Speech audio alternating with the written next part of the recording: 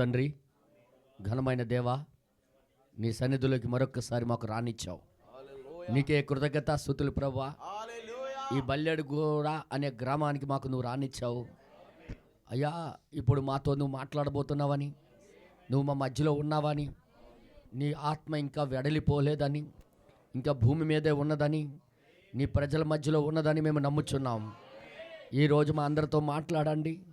మా జీవితాలు మేము పరీక్షించుకొని నువ్వు అన్నట్టుగా ఉందా లేదా, మీరు కోరుకున్నట్టుగా అది కనబడుతుందా లేదా అనేది మా మట్టుగా మేము పరీక్షించుకొని సరిదిద్దబడి సరి చేసుకొని మీరు అన్నట్టుగా మా జీవితాలు దిద్దుకొని ఎక్కడి నుండి వెళదుముగాక. ఇక్కడికి వచ్చిన ప్రతి ఒక్కరు మీరు దీవించి ఆస్వాదించండి. నీ ఆత్మ చేత ప్రభా వారికి ఏది అవసరమో అని మీరు మాట్లాడండి అయ్యా. వారి ఒక విశ్వాసి జీవితానికి ఏది అవసరమో అది చూచుటకు మాకు కనువిప్పు కలుగు చేయండి. ఏదో వచ్చామా వెళ్ళిపోయామన్నట్టు కాకుండా నీకు సంతోషపరిచే జీవితాలు, నీకు ఆనందింపజేసే జీవితాలు, మాకు చూసి మీరు సంతోషించేటటువంటి జీవితాలు మాకు కలుగు చేయమని మేము వేడుకుంటున్నాం. ఇదిగో ఈ కాల గడియ వర్తమానాన్ని ఈ కాలంలో ఇదిగో నాయన బల్లేరు గూడకు నువ్వు తీసుకొని వచ్చి ఉన్నావు అయ్యా. ఎక్కడున్న కొద్దిమంది నీ మంద ఉన్నది నాయన, వారి నిమిత్తమే ఇక్కడికి నువ్వు వచ్చావని మేము నమ్ముచున్నాము. సహాయం చేయము. అక్కడ అందరిలోనే మేమందరము జీవిస్తున్నాము, కానీ ఒక ప్రత్యేకమైన జీవితం మేము అందరము జీవించుదుము గాక. సహాయం చేసి నడిపించమని చిన్న ప్రార్థన యేసుక్రీస్తు నామములు అడిగి వేడుకొనిచున్నాము తండ్రి, ఆమెన్. దయచేసి మీరందరూ కూడా మన బైబిల్ తెరిచి హెబ్రీ రాసిన పత్రిక 10వ అధ్యాయము అండ్ 26వ వచనం నుండి 26వ వచనం నుండి, హెబ్రీ రాసిన పత్రిక 10వ అధ్యాయము 26వ వచనం నుండి 29వ వచనం వరకు 30వ వచనం వరకు చదువుదాం. 31 వరకు చదివేద్దాం. 26 నుండి 31 వరకు. మనము సత్యమును గూర్చి అనుభవజ్ఞానము పొందిన తరువాత బుద్ధిపూర్వకముగా పాపము చేసిన యెడల పాపములకు బలి ఇకను ఉండదు గాని న్యాయపు తీర్పునకు భయముతో ఎదురు చూచుటయు విరోధులను దహింపబోవు తీక్షమైన అగ్నియునికను ఉండును. ఎవడైనను మోసే ధర్మశాస్త్రమును నిరాకరించిన ఎడల 2-3 సాక్షుల మాట మీద కనికరింపకుండా వాణ్ణి చంపించుదురు. ఇట్లుండగా దేవుని కుమారుని పాదములతో తొక్కి తాను పరిశుద్ధపరచుబడుటకు సాధ్యమైన నిబంధన రక్తమును అపవిత్రమైనదిగా ఎంచి కృపకు మూలమగు ఆత్మను తిరస్కరించిన వాడు ఎంత ఎక్కువైన దండనకు పాత్రుడుగా ఎంచబడునని మీకు తోచును. పగ తీర్చుట నా పని, నేనే ప్రతిఫలం నిత్యుననియు మరియు ప్రభు తన ప్రజలకు తీర్పు తీర్చును అనియు చెప్పిన వానిని ఎరుగుదుము గదా.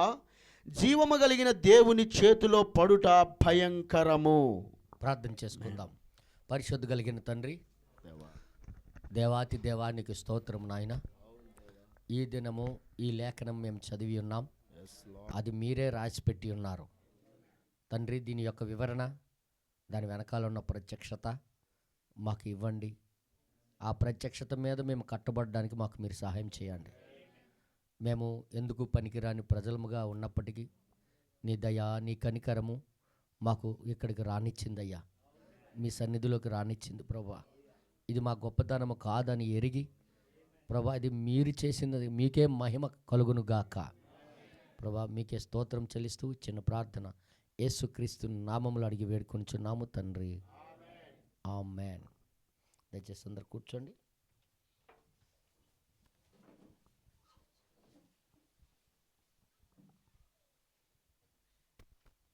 దేవుని నామానికి మహిమ కలుగును గాక. అందరూ బాగున్నారా? రాత్రి కూడుకున్నాం బండిగూడలో, ఈరోజు బల్లేరుగూడలో కూడుకున్నాం. ఇలాగా ఈ ఐక్యత, ఈ ప్రేమ, ఈ సహవాసము ఇలాగే కొనసాగుతుందని అనుకోకండి. అది ఎప్పుడో ఒకరోజు ఆగిపోతుంది. దానికి ముందే దేవుడు కోరుకున్నట్టుగా మనం సిద్ధపడిపోవడం చాలా మంచిది. ఈ మాట చదవటానికి ఒక కారణం ఉంది. ఈరోజు ఈ మాట ప్రవక్త గారు కూడా చదివారు. చదివి ఆ వర్తమానంలో చాలా ఘాటుగా చెప్పారు ఆ విషయంలో.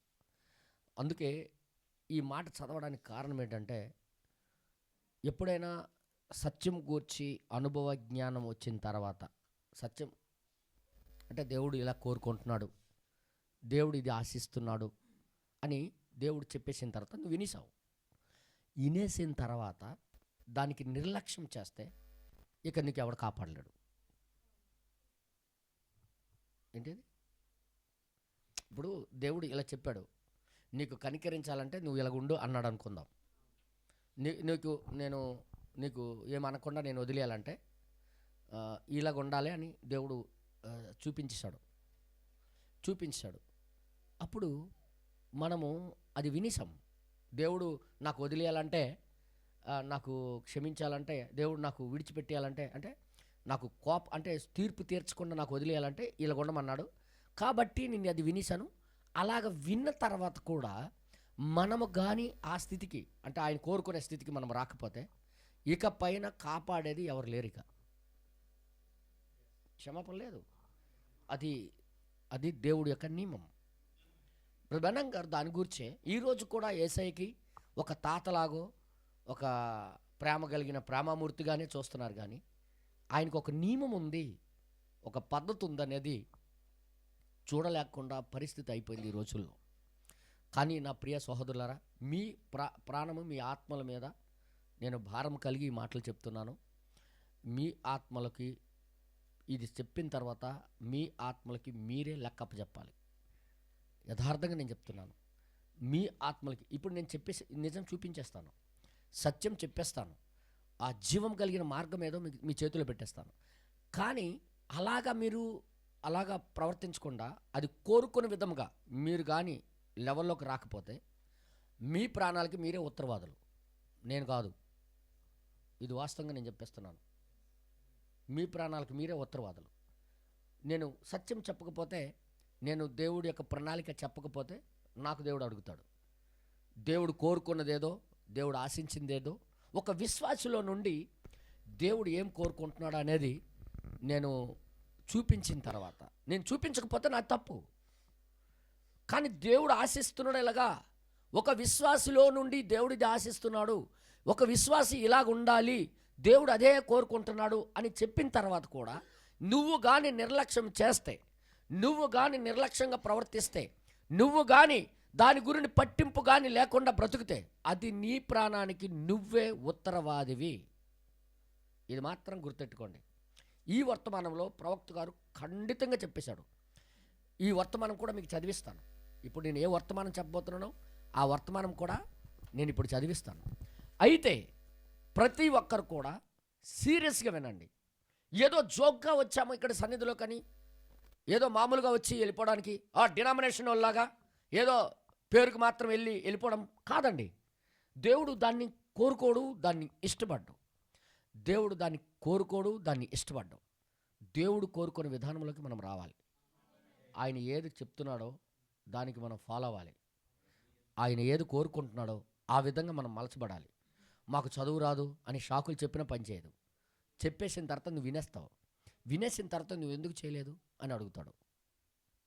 ఇప్పుడు నేను చెప్పకపోతే తప్పు నాదవుద్ది, కానీ చెప్పిన తర్వాత నాది ఎలా తప్పు అవుద్దని అడుగుతాడు, ప్రశ్నిస్తాడు దేవుడు. చెప్పిన తర్వాత కూడా నువ్వు అలాగ ప్రయత్నం చేయడం కానీ, అలాగ జీవించాలి, అలాగ ఉండాలని నువ్వు చూడడం కానీ లేకుండా మామూలుగా వచ్చి ఒక ఏదో వచ్చామా లేదా, వెళ్ళిపోయామా లేదా, వినీసామా లేదా అన్నట్టుగా బ్రతుకుతే దానివల్ల నష్టపోయేది ఎవరంటే మీరే. అందుకే సీరియస్ అయిపోండి. ఈ దినాల్లో ఒక పవిత్రమైన వధువుగా మనం అందరం మార్చబడాలి. ఒక పవిత్రమైన ముడత మచ్చ లేనటువంటి ఒక వధువు దేవుడు ఈ కాలంలో చూడాలని ఆశ ఉంటుందని కూడా నేను నమ్ముతున్నాను. అలాంటిగా సీరియస్గా తీసుకొని బ్రతికిన వాళ్ళు కూడా ఉంటారని నమ్ముతాను. ఎందుకంటే దేవుడు పలికాడు కాబట్టి ఉంటుంది. దేవుడు ఒక వధువు ఉండబోతుందంటే ఉంటుంది. అలాగ సీరియస్గా తీసుకున్న వాళ్ళు కూడా ఉంటారు. వాక్యానికి చాలా సీరియస్గా తీసుకున్న వాళ్ళు. అందుకే నేను మరీ చెప్తున్నా, మామూలుగా ఏదో ఈ వర్తమానం వచ్చేసాం అయిపోయింది అన్నట్టుగా జీవించకండి. ఆ వర్తమానము మన ద్వారా కనబడాలి. దేవుడు ఎప్పుడైనా తీర్పు తీర్చినప్పుడు ఆయనకు ఒక ప్రణాళిక ఉంది. ఆ ప్రణాళిక ఏంటంటే హెచ్చరించకుండా దేవుడు ఏది చేయడు. ముందు హెచ్చరిక, తర్వాత తీర్పు. దేవుడు హెచ్చరిస్తాడు, తర్వాత తీర్పు తీరుస్తాడు. హెచ్చరించకపోతే తప్పు అయింది అవుద్ది, హెచ్చరించిన తర్వాత కూడా దిద్దుకోకపోతే మంద తప్పు అవుద్ది. అంతే కదా. అందుకే కావలి వాడికి అడుగుతున్నాడు, నువ్వు కానీ ఎజ్కేలుకి మరీ చెప్పాడు, ఎజ్కేలో వారు చేసిన పొరపాట్ల గురించి నువ్వు చెప్పకపోతే వారి ప్రాణాల కోసం నీకు లెక్క అడుగుతాను. ఒకవేళ చెప్పిన తర్వాత వాళ్ళు మారకపోతే వాళ్ళ ప్రాణానికి వారే ఉత్తరవాదు, నీకు సంబంధం లేదు. అది నీ ప్రాణానికి నువ్వే కాపాడుకోవాల్సిన పరిస్థితి ఏర్పడుతుందని దేవుడు ఆయనకు కూడా హెచ్చరించాడు. ఈ కాలంలో ఏ కాపర్లు అయితే ఉన్నారో, ఏ సంఘాలకి సరైన విధానంలో దేవుని వర్తమానాన్ని కానీ ప్రజల దగ్గరికి తన హృదయాల్లోకి తీసుకొని వెళ్ళకపోతే ఆ కాపర్లకి దేవుడు లెక్క అడుగుతాడు. నేను ఆ ఉద్దేశంతోనే నేను సత్యం చెప్తున్నాను. ప్రతి ఒక్కరూ సీరియస్ అవ్వండి, ప్రతి ఒక్కరూ వర్తమానాలు చదవండి, ప్రతి ఒక్కరు వర్తమానం ఏం కోరుతుందో పట్టుకోండి. ఆ వర్తమానం, ఆ రోజు చదివిన వర్తమానం మీ నుండి ఏం ఆశిస్తుంది, ఏం కోరుతుందో దాన్ని పట్టుకోండి. దాన్ని మీ జీవితాల ద్వారా చూపించడానికి జీవించండి. దానికి మీరే జీవించి చూపించాలి. ఆ వాక్యానికి మీరే జీవించి చూపించాలి. అది దేవుడు కోరుకున్నది ఏదో ఆ వాక్యానికి మీరే జీవించి చూపించకపోతే నేను మడిమేడంటున్నా, మీరు కానీ దాన్ని మీ జీవితం ద్వారా బయటికి చూపించకపోతే మీకు ఇంకా కాపాడే ప్రసక్తి ఎవరికీ లేదు. ఇంకా నువ్వు ఎంత మంచోడై ఉండొచ్చు, డైరెక్ట్గా చెప్పాడు ప్రవక్త. నువ్వు ఎంత మంచోడువో, నువ్వు ఎంత దయాగుండి కలిగిన వాడువో, నువ్వు ఎంత దాన ధర్మాలు చేసిన వాడువో, నువ్వు ఎంత బోధకుడువో లేకపోతే పెద్ద స్వార్థకుడువో నాకు తెలియదు, కానీ అవేవి లెక్కలోకి రావు అన్నాడు ఆయన. నువ్వు ఎంత మంచోడు అయినా అది లెక్కలోకి రాదు అంటున్నాడు ఆయన. నువ్వు ఎంత పవిత్రుడు అయినా లెక్కలోకి రాదు. దేవుడు కోరుకున్నది నీ దగ్గర ఉండాలి, అంతే. దేవుడు ఏదైతే కోరుకుంటున్నాడో అది నీ దగ్గర కనబడాలి. అది కోరుతున్నాడు దేవుడు. నీ దగ్గర ఉండవలసింది దేవుడు కోరుకున్నది. ఇప్పుడు మనకి దేవుడు కోరుకున్నది ఏంటంటే ఆయన జీవము మనలో కనబడాలి. ఏంటి కోరుకుంటున్నాడు ఇప్పుడు? ఆయన జీవం ఏంటి? ఆయన ఆత్మ. ఏదో నేను మాట్లాడుతున్నా, ఆయన ఆత్మ మనలో చూడాలని కోరిక. ఏమండి మా ఆత్మలతో మేము దేవుని రాజ్యానికి చేరలేమంటే నో, అది జరగని పని. మన ఆత్మల ద్వారా మనము దేవుని రాజ్యంలోకి ప్రవేశించలేం. మన ఆత్మల ద్వారా దేవునికి మనం సంతోషపెట్టలేం. మన ఆత్మల ద్వారా మనం పరలోక రాజ్యానికి ప్రవేశించలేం. మనకి క్షమించాలి అంటే ఆయన ఆత్మ మన దగ్గర ఉండాలి. ఇంకెన్ని వద్దులండి, ఆయన ఆత్మ మనము కలిగి ఉండాలి. మరి మన ఆత్మకి ఏమైంది? మన ఆత్మ మంచిది కాదు. దాన్ని గూర్చి ఏదోను తోటలోనే నరుని యొక్క ఆత్మకి తీర్పు జరిగిపోయింది. నేను ఏది మాట్లాడుతున్నా అర్థమైందా? మనుషుల యొక్క ఆత్మకి గుర్తుపెట్టుకోండి, ఇవన్నీ కూడా వర్తమానంలోనే ఉన్నాయి. మనుషుల యొక్క ఆత్మకి ఇదివరకే దానికి తీర్పు ప్రకటన అయిపోయింది. ఎందుకంటే అది పాపం చేసింది కాబట్టి అది చచ్చిపోవాలి. దేవుడు తీర్పు తెచ్చాడు. ఏ దినమైతే ఆ ఫలమును నువ్వు తిందువో ఆ దినమనే నువ్వు చనిపోతావు అని చెప్పాడు దేవుడు. అంటే ఆ తీర్పు ఆ ఆత్మకి జరిగిపోయింది. ఇంకా దానికి కాపాడడానికి ఎవరి దగ్గర అవకాశం లేదు. అందుకే దేవుడు దేవుడు ఏం చేశాడంటే, ఇప్పుడు నరుని ఆత్మ వాడు ఆత్మకి తీర్పు జరిగిపోయింది కాబట్టి అది ఎలాగో నశించిపోద్ది, అది చచ్చిపోద్ది. కాబట్టి ఇప్పుడు నా ఆత్మ మీరు కలిగి ఉండాలి. ఇప్పుడు దేవుని ఆత్మ మాత్రమే తీర్పు తీర్చబడలేదు. దానికి ప్రతి నరుని యొక్క ఆత్మకి దేవుడు తీర్పు తీర్చేశాడు. ఎందుకంటే ప్రతి మానవుడు పాపియే, అయిపోయింది. ఇప్పుడు ప్రతి ఒక్కడు కూడా తీర్పు జరిగిపోయింది. ఆ తీర్పుకి దేవుడు ఇంకెనకాల మాట మార్చలేడు కదా. ఆయన మాట మార్చని దేవుడు తెలుసు కదా మీరు. నరుని యొక్క ఆత్మకి దేవుడు తీర్పు తీర్చేశాడన్న. ఇప్పుడు నీ ఆత్మకి దేవుడు తీర్పు తీర్చేశాడు. ఇప్పుడు నీ ఆత్మ పనిచేయదు. ఇప్పుడు మన ఆత్మ పనిచేయదు. ఇప్పుడు ఎవరి ఆత్మ కావాలి బ్రతకాలంటే? దేవుడు మనకు వదిలేయాలన్నా, దేవుడికి తీర్పు తీర్చకుండా మనకి చంపకుండా వదిలేయాలంటే ఏముండాలా? ఆయన ఆత్మ ఉండాలా. ఎంతమందికి అర్థమవుతుంది? ఇప్పుడు మన ఆత్మ ద్వారా జరగదు.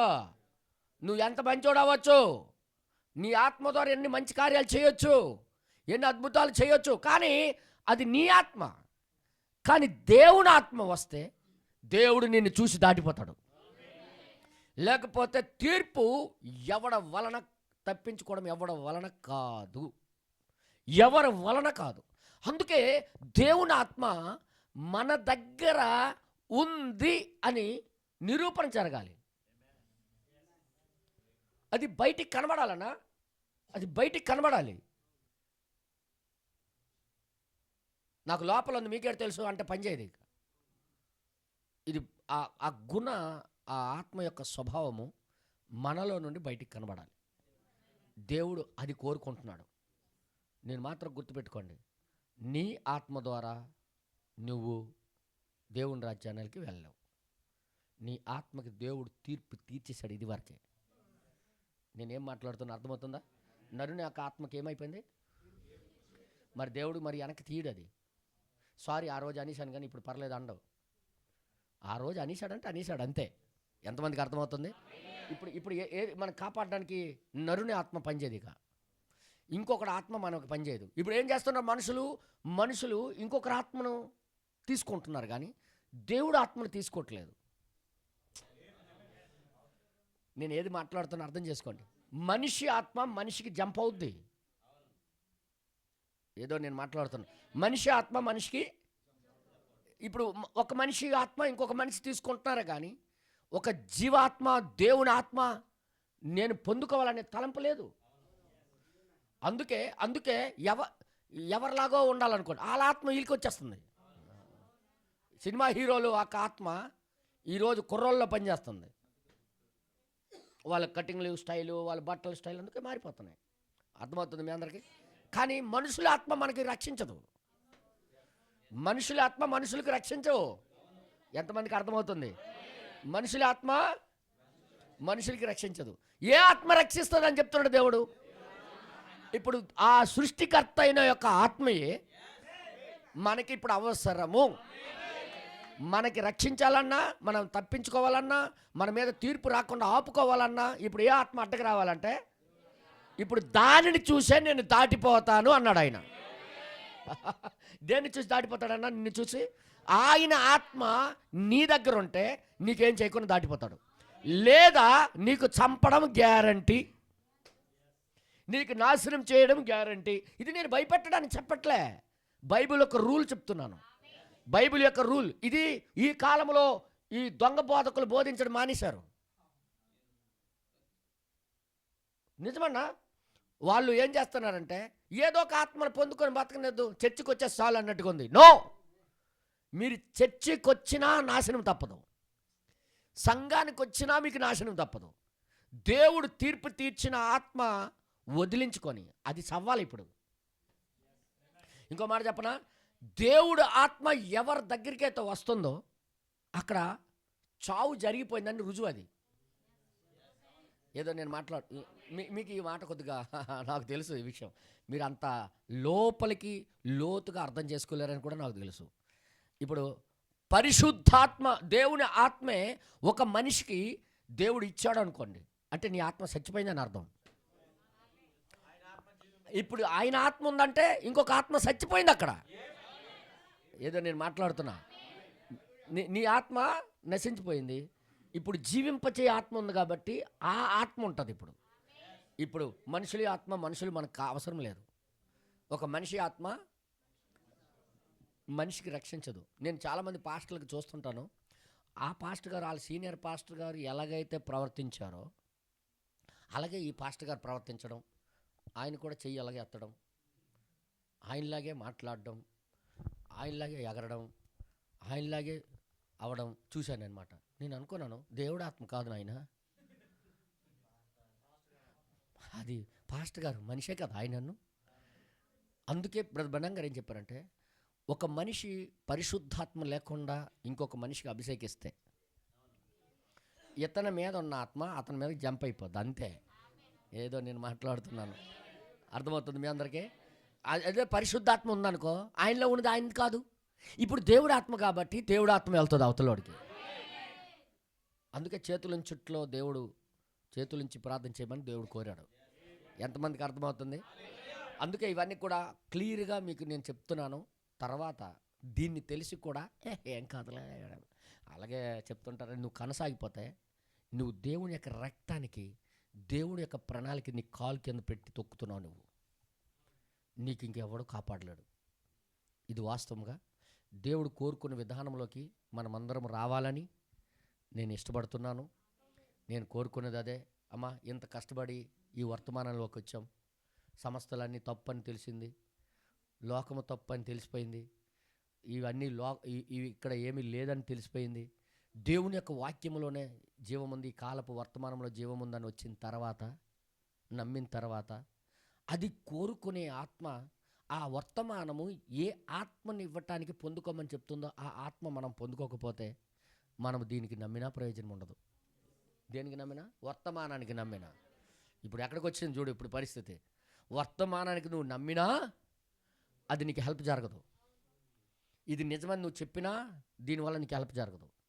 అది కోరుకున్న దాన్ని మనం ఇప్పుడు కలిగి ఉండాలి. అది వర్తమానం ఏదైతే కోరుకుంటుందో దానిని మనము కలిగి ఉండాలి. ఎంతమందికి అర్థమవుతుంది మాట? ఆ సిస్టమ్ పాత నిబంధన నుండి వస్తుంది. సంఘానికి సాదృశ్యం ఇశ్రాయేలే. ఇశ్రాయేల్ దగ్గర దేవుడు దానినే కోరుకున్నాడు. చివరిగా ఏమన్నాడంటే, సాయంకాల సమయంలో మరణము తాకబోతుంది ఈ దేశానికి అన్నాడా లేదా? నిర్గమకాండం 12వ అధ్యాయంలో ఏమన్నాడు ఆయన? మీరు మరణము తాకబోతుంది, నేను చంపేస్తాను, ప్రతి తొలిచూలుకి నేను చంపేస్తాను. చంపేటప్పుడు మీరు మాత్రం ఏం చేయాలంటే గొర్రెపిల్లని చంపి దాని రక్తం గుమ్మాల మీద రాయండి, నిలువుగా అడ్డు కొమ్మలకి రాయండి. ఇప్పుడు మీకు నేను చూసి ఆ సమయానికి ఏదైతే చెప్పాడో అది కనబడాలి అక్కడ. ఇన్నాళ్ళు నువ్వు ఎంత క్రైస్తవుడో అవసరం లేదు. ఇన్నాళ్ళు నువ్వు ఏం బ్రతికావో పక్కకు పెట్టు. ఇప్పుడు మాత్రం దేవుడు కోరుకున్నది కనబడాలి. ఇప్పుడు పరిశుద్ధాత్మ లేకపోయిన జీవితాలు కానీ ఈ వర్తమానంలో ఉండి కూడా మనం బ్రతికితే, నువ్వు నమ్మానని చెప్పినా వదలడు నీకు దేవుడు. దీన్ని విశ్వసిస్తున్నాను, ఇది సత్యమని నువ్వు చెప్పినా వదలడు. అది ఏం కోరుకుంటుందో అదే చేయాలని ప్రవక్త గారు చెప్పారు. అందుకే అది సాయంకాల సమయంలో దాన్ని మీరు ఆ గొర్రెపిల్లని చంపి ఆ రక్తాన్ని మీరు పూయండి. మీరున్న ఇండ్ల మీద 12:13. అవునండి, నిర్గమకాండం 12:13. మీరున్న ఇండ్ల మీద ఆ రక్తము మీకు గుర్తుగా ఉంటుంది. నేను ఆ రక్తమును చూచి మిమ్మను నశింపచేయక దాటిపోయేదను. లాస్ట్కి ఏం అడిగాడన్నా? చివరి కోరిక దేవుడిది ఏంటి? రక్తము. ఆ విశ్వాసులు, ఆయనకి నమ్మిన విశ్వాసులు ఇళ్ళల మీద, ఇంట్ల మీద ఆ గుమ్మానికి రక్తం కనబడాలి. రక్తము గుర్తు. ఎందుకు రక్తం ఇచ్చాడంటే, ఆ జంతువుకి ప్రాణం ఉంటుంది కానీ ఆత్మ ఉండదు. ఏదో నేను మాట్లాడుతున్నా, జంతువుకి ప్రాణం ఉంటుంది కానీ ఆత్మ ఉండదు. ఆత్మ ఉంటే అది బట్టలు వేసుకోకొని తిరుగుతుంది. ఇది వెళ్ళినా కడుక్కోదు, దానికి ఆత్మ లేదు. అవన్నీ వివేచించదు. జీవించే ఆ ప్రాణి కాదు అది. ఆత్మ ద్వారా జీవించే ప్రాణి కాదు, ప్రాణం ద్వారా బతుకుతుంది అంతే. అది ప్రాణం ఉంది కానీ ఆత్మ లేదన్న. ఆదాము జీవించే ప్రాణి, ఆత్మ ఊదిన తర్వాత జీవించే ప్రాణి అయ్యాడు. ఆ ప్రాణానికి ఇంక జీవం దొరికింది. ఇంకొకటి అర్థమవుతుంది మీ అందరికీ? కానీ జంతువు గట్ట అలగలేదు. అది ప్రాణం ఉంది కానీ ఆత్మ లేదు. ఆ ఆత్మ లేని జంతువుకు చంపమంటున్నాడు. ఇప్పుడు ఆ ఆత్మ లేదు కాబట్టి మనిషిలోకి వచ్చి అది నివసించడానికి లేదు అవకాశం. అందుకే దేవుడు ఏమన్నాడంటే, దాని రక్తం తీసి రాయండి. అది ఎర్రగా కనబడుతుంది కాబట్టి వీరి కోసం ఇంకొకటి చచ్చిపోయింది, వీరి కోసం ఇంకొకటి చనిపోయింది. వీరికి ఇంక తీర్పు తీర్చక్కర్లే. అర్థమైంది మీ అందరికీ? గుర్తేంటి? రక్తం. అది చూసే నేను దాటుతాను అన్నాడు. అది ఎప్పుడు సాయంకాల సమయం, నైట్. ఇప్పుడు కూడా బనంగా ఏమన్నాడు దాన్ని చూసి, ఇప్పుడు కూడా మనం ఇప్పుడు ఆ కాలంలోనే బ్రతుకుతున్నాం. ఇది సాయంకాలం, అన్నిటికీ కాలం అంతం. ఇది సాయంకాల సమయంలో ఇప్పుడు మనలో నుండి చూడడానికి ఏమి కోరుకుంటాడంటే ఆయన యొక్క గుర్తు. ఆయన గుర్తు ఏంటి? ఆయన రక్తం కాదు. ఇప్పుడు రక్తం కాదండి, రక్తం రాయడానికి కాదు. ఇప్పుడు మన కోసం ఒక జీవింపచే గొర్రెపిల్ల చనిపోయింది. లోక పాపాలు మోసుకోపోవచ్చున్న గొర్రెపిల్ల చనిపోయింది. ఇప్పుడు ఆయన చనిపోగానే ఆయనలో నుండి ఆత్మ బయటకు వచ్చింది. ఇప్పుడు ఈ ఆత్మ ఇప్పుడు విశ్వాసులు అప్పుడు చూడాలని కోరిక. ఈ చివరి కాలంలో దేవుడి యొక్క కోరిక ఏంటంటే ఆయన ఆత్మ మన దగ్గర చూడాలని. అది ఒక్కటే చూస్తాడన్న. ఇంకా నువ్వు ఏమయ్యా ఉన్నావో అది అవసరం లేదు. నీ దగ్గర ఆయన ఆత్మ ఉందా లేదా అది మాత్రమే చూస్తాడు. ఎందుకు ఈ ఆత్మ మీద అంతా ఆయనకి గురి పెట్టాడంటే, మనుషుల యొక్క ఆత్మకి దేవుడు ఆల్రెడీ తీర్పు తీర్చేశాడు. అది ఎలాగైనా నశింపజైపోవాలి, లయమైపోవాలి. ఎందుకంటే పాపం చేసింది. అది నేనేదో మాట్లాడుతున్నాను, పాపం చేసింది కాబట్టి అది లయమైపోవాలి. అది బతకడానికి వీల్లేదు, ఉండడానికి వీల్లేదు. దానికి దేవుడు తీర్పు తీర్చాడు. ఇప్పుడు దేవుడు ఆత్మ అది ఏ పాపం చేయలేదు. దానికి చంపినా తిరిగి లేచే గుణం ఉంది దానికి. ఇప్పుడు తన విశ్వాసాలు ఏమి చూడాలనుకుంటున్నాడు ఆయన? ఇప్పుడు ఆయన ఆత్మే చూడాలనుకుంటున్నాడు. ఇప్పుడు మనల్ని చూసి దాటిపోవాలంటే ఏం అవసరం మనకి? ఒక విశ్వాసికి ప్రాముఖ్యమైన విషయం ఏంటి చెప్పండి మీరే? ఆయన ఆత్మ ఇప్పుడు మన దగ్గర కనబడాలి.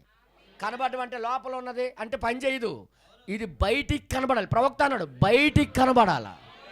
నేను ఆత్మ ద్వారా జీవిస్తున్నానని నీ జీవితము కనపరచబడాలి. ఇప్పుడు మన జీవితాలు కనపరచబడాలి, మనం చూపించాలి. అంతేగాని ఇంకొక విధానంలో ఇంకొక మార్గం లేదు దీనికి. అందుకంటాడు ఈ రక్తమును చూసి నేను దాటిపోతాను. ఇప్పుడు ప్రవక్త ఏమంటాడు చూద్దాం. తర్వాత ఇండ్ల మీద ఆ రక్తము మీకు గుర్తుగా ఉండును. ఆ రక్తం మీకు గుర్తుగా ఉండును. నేను ఆ రక్తమును చూచి మిమ్మును నశింప చేయక దాటిపోయేదను. ఆ రోజు గొర్రెపిల్ల రక్తము వారికి దాటిపోవడానికి అవకాశం ఉంది, ఎందుకంటే జంతువు రక్తం అది కాబట్టి. మరి ఈ కాలంలో ఏంటి? ఈనాడు విశ్వాసికి 42వ పేరాలో ఈ గుర్తు అనే వర్తమానంలో ప్రవక్త ఏమంటాడంటే, చదవండి బ్రదర్, 42వ పేరాలో. మీరు తీసేయడానికి నేను చదవచ్చా? విజయనగరం వెళ్ళి వచ్చేస్తాం మీరు తీసేసరికి. అందుకే నేను చదువుతున్నాను. ఈనాడు ప్రతి విశ్వాసికి ఆ విధముగానే ఉండవలసి ఉన్నాడు.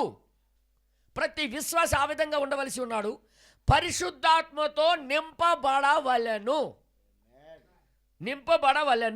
గొర్రెపిల్ల యొక్క రక్తము చిందించబడినట్లు గుర్తు ఆ గొర్రెపిల్లలో గల రక్తము తిరిగి వచ్చి ఉన్నది. బహిరంగముగా దాన్ని ముద్ర కనబడుచున్నది. అంటే బహిరంగంగా కనబడుతుంది, బయటికి కనబడుతుంది. అది కనబడుచున్న దాని గుండా పోవు వారందరూ దాని గూర్చి చెప్పుకొందురు. నీ సహచరులు ఆ రక్తము చూచెదరు.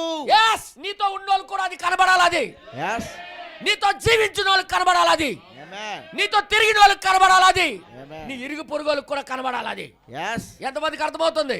ఆ రక్తము అన్వయించబడినదని గ్రహించెదరు. హల్లెలూయా. బయట వాళ్ళు ఏం చేస్తారండి? అది అన్వయించబడింది, ఇదిగో వీళ్ళకి బదులుగా ఒక గొర్రెపిల్ల చనిపోయిందని. అది జీవపు గుర్తు. ఇప్పుడు మీరు చెప్పండి, ఆ రక్తం ఏం చూపిస్తుంది వారికి? ఈ కుటుంబం కోసం ఇదిగో నేను చనిపోయాను అని గొర్రెపిల్ల రక్తమే పలుకుతుంది. ఇప్పుడు వారి కోసం అది చనిపోయిందని అర్థం. ఏదో నేను మాట్లాడుతున్నా. ఇప్పుడు డినామినేషన్లో వాళ్ళందరూ ఏమనుకుంటున్నారు చెప్పండి? యేసు ప్రభు కలవరి సిలువలో మా గురుని చనిపోయాడు అని అంటున్నారు. మీ గురుండే చనిపోయాడని గ్యారెంటీ ఏంటి? అంతే కదా. ఇప్పుడు గ్యారెంటీ ఉండాలి కదా. నీ గురుండే చనిపోయిందని గ్యారెంటీ ఒకే ఒకటి ఉంది, ఆయన ఆత్మ నీ దగ్గర ఉండాలా. మీకు ఎలగలేదని నాకు తెలుసు, ఇంకోసారి నేను చెప్తున్నా, జాగ్రత్త వినండి. గొర్రెపిల్ల ఒక కుటుంబం గురించి చనిపోయిందని ఆ పూసిన రక్తమే చెప్తుంది. అది కనబడుతుంది, బయటికి కనబడుతుందా లేదా చెప్పండి. ఉదయం 6 గంటల మొఖాలు పెట్టుకోకండి. ఉదయం 6 గంటల ముఖం ఎలా ఉంటుంది కదా, తెలుసు కదా, పాసి ముఖము అదనమాట. అంటే బ్రష్ చేయకపోయిన ముఖం అనమాట. బ్రష్ అంటే కొద్దిగా సంతోషం అయిపోద్ది మీకు. అందుకని 19 చేయకపోయిన ముఖాలుగా పెట్టకండి, ఆనందంగా సంతోషంగా వినండి. ఇప్పుడు ఆ గొర్రెపిల్ల కుటుంబం కోసం చనిపోయిందని ఏం చెప్తుంది? రక్తం చెప్తుంది, అవునా కదా? అలాగే నీ గూర్చి కలువరి సిలువలో యేసయ్య చనిపోయాడని ఏమి చూపించాలి? ఇప్పుడైతే ఆత్మ. ఇప్పుడు ఆత్మ లేనోడు కూడా నా గురుని చచ్చిపోయాడు అనుకుంటున్నారు వాళ్ళు. పరిశుద్ధాత్మ లేకుండాను, పరిశుద్ధాత్మ పొందుకోకుండాను యేసయ్య నా కోసం చనిపోయాడు అనుకొని భ్రమలో బ్రతుకుతున్నారు. చనిపోతే గుర్తేది?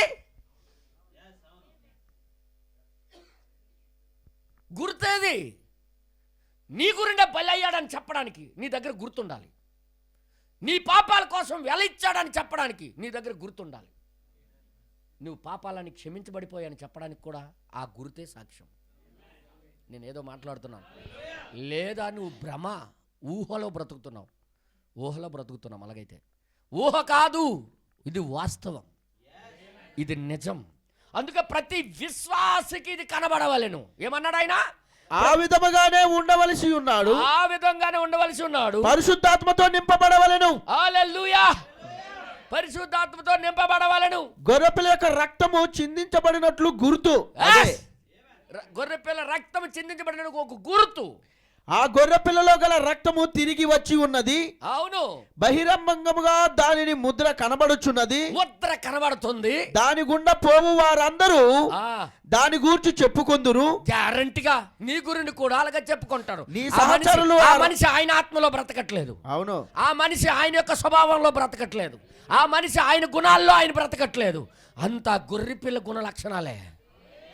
నీ సహచరులు, నీ స్నేహితులు ఆ రక్తము చూచెదరు. అల్లో కనబడుతుందన్నా, పొందుకుంటే కనబడుతుంది. రక్తము అన్వయించబడినదని అందరూ చూచెదరు, గ్రహించుదురు. నీకు చూసిన వాళ్ళందరూ చూడాలా లేదా?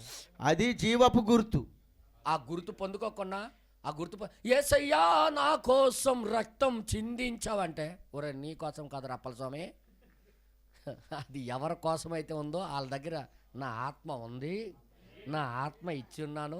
ఆ ఆత్మ ఉన్నది అంటే ఆడి కోసమే నేను వెళ్ళిచ్చాను అని అర్థం. ఇప్పుడు చూడు, అందరూ భ్రమలో బతుకుతుండ్రా లేదా? అవును. అందరూ చెప్పండి. నాకు మీరు చెప్పండి, పవన్ కళ్యాణ్ గురించి రాష్ట్రం మొత్తం పిచ్చెక్కిపోయి ఊగిపోతుంటారు రాకము. కానీ పవన్ కళ్యాణ్కి ఎవరైనా ఇష్టం ఉందా? పవన్ కళ్యాణ్ కంటే ఒక అతను ఆయన స్టేజ్ మీద మాట్లాడుతుంటే పరిగెట్టెళ్ళి కాలు మీద పడిపోతుంటే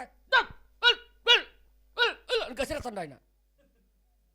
ఆయన అభిమాని కదా, ఆయన అంటే ప్రేమ కదా, ఏం ఆయన కౌలించుకోలేదు? కారణం ఈడు ప్రేమిస్తాడు ఆయనకి, ఈయనకి మాత్రం ఆయన మీద లేదు.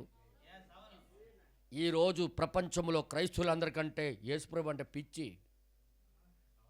మాట్లాడరేది. ఈరోజు క్రిస్మస్ వస్తుంది, స్టార్లు నిలబెడతారేక యేసయ్య అంటే పిచ్చి, యేసయ్య అంటే పిచ్చి అనుకొని పాటలు పాడుతారు, ఉయ్యాలు ఊపుతారు, పాటలు పాడుతారు. అందరు చెప్పండి. పప్పలు వండుకుంటారు, డ్యాన్సులు వేస్తారు, కూరలు వండుకుంటారు, తంగిలీలు వండుకుంటారు, కంబోజలు వండుకుంటారు. అందరు చెప్పండి. కసింజలు వండుకుంటారు, అన్నీ వండుకొని నచ్చినక్కడ డాన్స్ చేస్తుంటే దేవుడు ఒరి ఎర్రి వాళ్ళారా, మీకోసం నేను రక్తం చిందించలేదు, మీకు నేను కొనలేదు. కొంటే అడ్వాన్స్ ఇచ్చేవాడిని మీ దగ్గరికి, కొంటే అడ్వాన్స్ మీ దగ్గర పెట్టేవాడిని. అడ్వాన్స్ ఇవ్వకుండా నేను కొనేసానని మీరెందుకు గెంతులు వేస్తున్నారు? మా అప్పల స్వామి చిన్న ఉండేవాడు మా కోటపిల్లో. ఏ తోటకి వెళ్ళినా మా ఏరియాలో ఒక గుర్తు ఉండేది. ఆ గుర్తు ఏంటంటే, ఈ తోట మేము కొనిసాము, అడ్వాన్స్ ఇచ్చామని చెప్పడానికి. ఇంకొకటి వచ్చి కొనుక్కున్నా ఒక కమ్మ కట్టేవాళ్ళు. తోవలో వెళ్ళిపోయిన వాళ్ళకి కనబడేటట్టుగా, ఇది తోట అమ్మబడిపోయింది, ఇది ఇంకెవడు కొనడానికి అడగడానికి లేదు అని చెప్పడానికి ఒక కమ్మ కట్టేసేవాళ్ళం. కమ్మ అంటే అర్థమైంది మీకు తెలియదు కదా ఇంగ్లీష్ వాళ్ళు.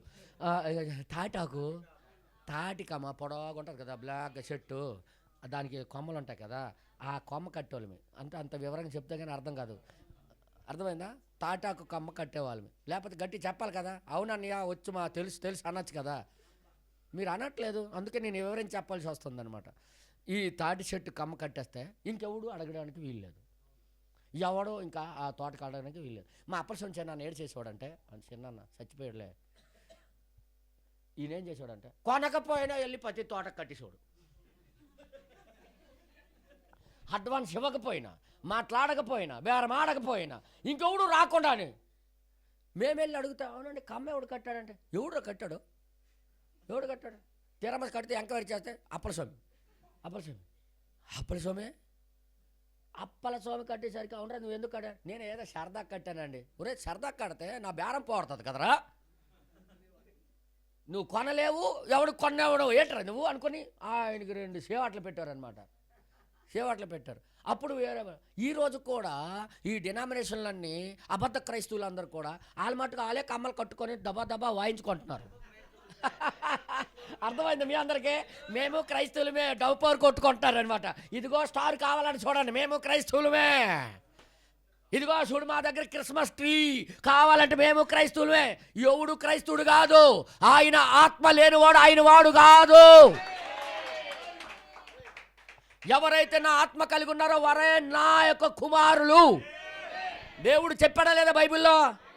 ఈ కమ్మ కట్టేసి చూపిస్తే ప్రయోజనం లేదు ఇక్కడ. దేవుడు నామానికి మహిమ కలుగును గాక. ఏమి చూసి దాటిపోతాడైతే మనకి ఆత్మ. ఇప్పుడు క్రైస్తవుడి దగ్గర ఏముండాలి? గుర్తు ఆత్మ, జీవపు గుర్తు ఆత్మ. ఆ రక్తము నీ మీద ఉన్నది. ఆ రక్తం, అప్పుడు దేవుని యొక్క రక్తం నీ మీద ఉన్నదని అర్థం. నీవు ఉగ్రత నుండి తప్పించబడదు. నువ్వు తప్పక ఉగ్రత నుండి తప్పించబడతావు. అంతేగాని సంఘములో చేరిపోవడము కాదు. హలో, సంఘములో చేరిపోవడం కాదు, సభ్యత్వము కాదు, క్రైస్తవ సభ్యత్వము కాదు, లేదండి. లేదు. Yes. అవేవి కాదు, ఇది కమ్మలు కట్టినట్టే. ఇప్పుడు డిసెంబర్ 25 వస్తుంది. ఎన్ని కమ్మలు లెగుతాయి చూడండి మీరే. వచ్చిందా? ఒక్కడికి కూడా దేవుని ఆత్మ లేదు. దేవుడు వారి కోసం వెల చెల్లించలేదు. నో, దేవుడు వెల చెల్లిస్తే ఆయన ఆత్మ అడ్వాన్స్గా ఇస్తాడు.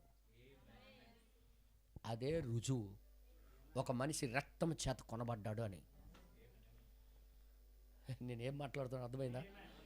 ఆ ఆత్మ చూసే వదిలేస్తానన్నాడు దేవుడు. ఇప్పుడు మనకు ముఖ్యమైన ఉద్దేశం, కేంద్రం ఏంటి? దేవుని ఆత్మ నేను పొందుకోవాలి. ఆ ఆత్మ నాకు లేకపోతే నా క్రైస్తవ జీవితం అంతా వ్యర్థమే. ఇంతకాలము అన్ని వస్తువులు వదిలేశాను అన్నయ్య, నాకు దేవుడు రాజ్యం దొరకదంటే నేను దాని గురించి గ్యారంటీ చెప్పలేనమ్మా. ఒకటి గ్యారంటీ, ఆత్మ ఉంటే మాత్రం నేను చెప్పగలను. పరిశుద్ధాత్మ. ఇంకా అందులో కూడా ఇంకొక స్టెప్ ఉందండి, అది చెప్పడం జీర్ణించుకోలేరు మీరు. ఆ ఆత్మ పొందిన తర్వాత కూడా ఇంకేం చేయాలనేది అది కూడా చెప్పబడింది అనమాట. దయచేసి మీరు అందరూ కూడా వినాలని నేను కోరుతున్నాను. ఇంకేమంటున్నాడు కిందకి ఏమంటున్నాడు? జంతువు యొక్క జీవము విశ్వాసం మీదకి రాజాలదు. జంతు జీవము విశ్వాసం మీదకి రాదు కాబట్టి, ఎందుకనగా అది జంతువు కాబట్టి మనస్సాక్షిని గూర్చి అది మాట్లాడుతున్నది. ఒక పరిపూర్ణమగు బలి రానున్నదని అది చూపించుచున్నది. టైంలో గొర్రెపిల్ల ఎందుకు ఇచ్చాడంటే ఒక నిజమైన బలి రాబోతుందని ఆ గొర్రెపిల్ల ఇచ్చాడు. ఇప్పుడు పరిపూర్ణ బలి వచ్చేసిందా లేదా? అయితే వచ్చింది. ఇప్పుడు వచ్చిన తర్వాత ఆ కోరుకున్నది ఏంటది? దేవుడు నా ఆత్మ మనకివ్వాలి. ఆ ఆత్మ దొరకాలంటే ఇప్పుడు మనం ఎలా ప్రవర్తించాలో ఖచ్చితంగా ప్రవక్త గారు చెప్పేశారు. నేను మరి నేను చెప్తున్నాను, మన ఆత్మలతో బ్రతికేసి సంఘానికి వచ్చి వెళ్ళిపోకండి. మన ఆత్మలు మంచివి కావు. మీ ఆత్మకి కోపం ఉంది, మీ ఆత్మకి పాపం ఉంది. అందరూ చెప్పండి. మీ ఆత్మకి కుళ్ళు ఉంది, మీ ఆత్మకి కోపం ఉంది అని చెప్పండారా. మీ ఆత్మలో ఎన్నున్నా తెలుసా? అవసరం దొరికితే వ్యభిచారం చేసే గుణం కూడా ఉంది. అందుకే అది చచ్చిపోవాలి. నేనేదో అవసరం మొత్తం అబద్ధాలు కూడా ఆడేస్తుంది. అవసరం మొత్తం అటు ఇటు అయితే మాట మార్చేస్తుంది మీ ఆత్మ. అలాంటిది మన ఆత్మలు అలాంటివన్నా. అవసరం మొత్తం తిరగేసి మెరగేసి నీదే రైట్ అనిపించుకునే ఆత్మ నీది. ఏదైనా ధమాంచే ఆత్మ నీది. కానీ దేవుని ఆత్మ అలాంటిది కాదు. వింటున్నారా సహోదరులారా? నా ప్రియమైన లోపల ఉన్న సహోదరులారా, మొక్కలు కనబడట్లేదు ఏమనుకోకండి. ఓ స్వరం వస్తుంది కదా మీ దగ్గరికి. హల్లెలూయా. మన ఆత్మ మంచిదా? ఒకవేళ సావుకారు కానీ 100 రూపాయలు ఎగస్ట్ ఇచ్చినా కిక్కు మనకొని పెట్టద్దు మీ ఆత్మ. అది ఇంకా చెప్పక్కర్లేదు. పూర్వము నుండే చెడ్డది. అది పూర్వము నుండే చెడ్డది. పుట్టుక నుండే అబద్ధాలు, పుట్టుక నుండే. చెప్పండారా? నిజమే కదమ్మా. మీరు మంచోళ్ళు అయి ఉండొచ్చు కానీ నేను మాత్రం స్కూల్కి వెళ్ళేటప్పుడు వాళ్ళ పుల్ల నేను తీసుకునేవాడిని. ఇంకో మాట చెప్పనా, వారు పెన్ను కానీ కరెక్ట్గా రాస్తే, ఆడు బాల్ పెన్ నీట్గా రాసిందనుకో, ఆడు ఇంటర్వ్యూలకి బయటకు వెళ్ళగానే ఆడు ముళ్ళు నేను తీసి నా ముళ్ళు దానికి తగిలించాడు. ఎలా ఒప్పుకుంటే పోద్ది అవన్నీ. ఆ మంచిగా రాసిన ముళ్ళు నా దాని రీపులకు పెట్టేసేవాడిని. ఈ గీతకి రాసి మధ్య మధ్యలో బెక్కిన ముళ్ళు మాత్రం ఆడికి పెట్టేసేవాడిని. ఆడు వచ్చి నోట్స్ రాసినప్పుడు ఇదేంటి ఇప్పటి వరకు నాదేనా లేదా అని చూసాడు. అన్నీ ఆడివే, ముళ్ళు మారిపోయిందని తెలియదు. అంతా దొంగని నాకు ఎవరు చెప్పారా? నా రక్తంలోనే ఉంది ఆ దొంగ. అందరూ మాట్లాడరేటారా? అర్థమవుతుందా? నా రక్తంలోనే ఉంది. మీరు కావాలని చూడు, అవతలోలు చెట్టు యొక్క పిక్కలు మీ గుడ్డులో పడినాయి. సూరమ్మక్క మీ పిక్కలు పడ్డాయే, ఇదిగో తీసుకో అంటావు. అంటే ఎవరైనా ఇక్కడ ఉంటే క్షమించాలి నాకు. ఒకవేళ ఉంటే ఉన్నారా? అలాగంటారు.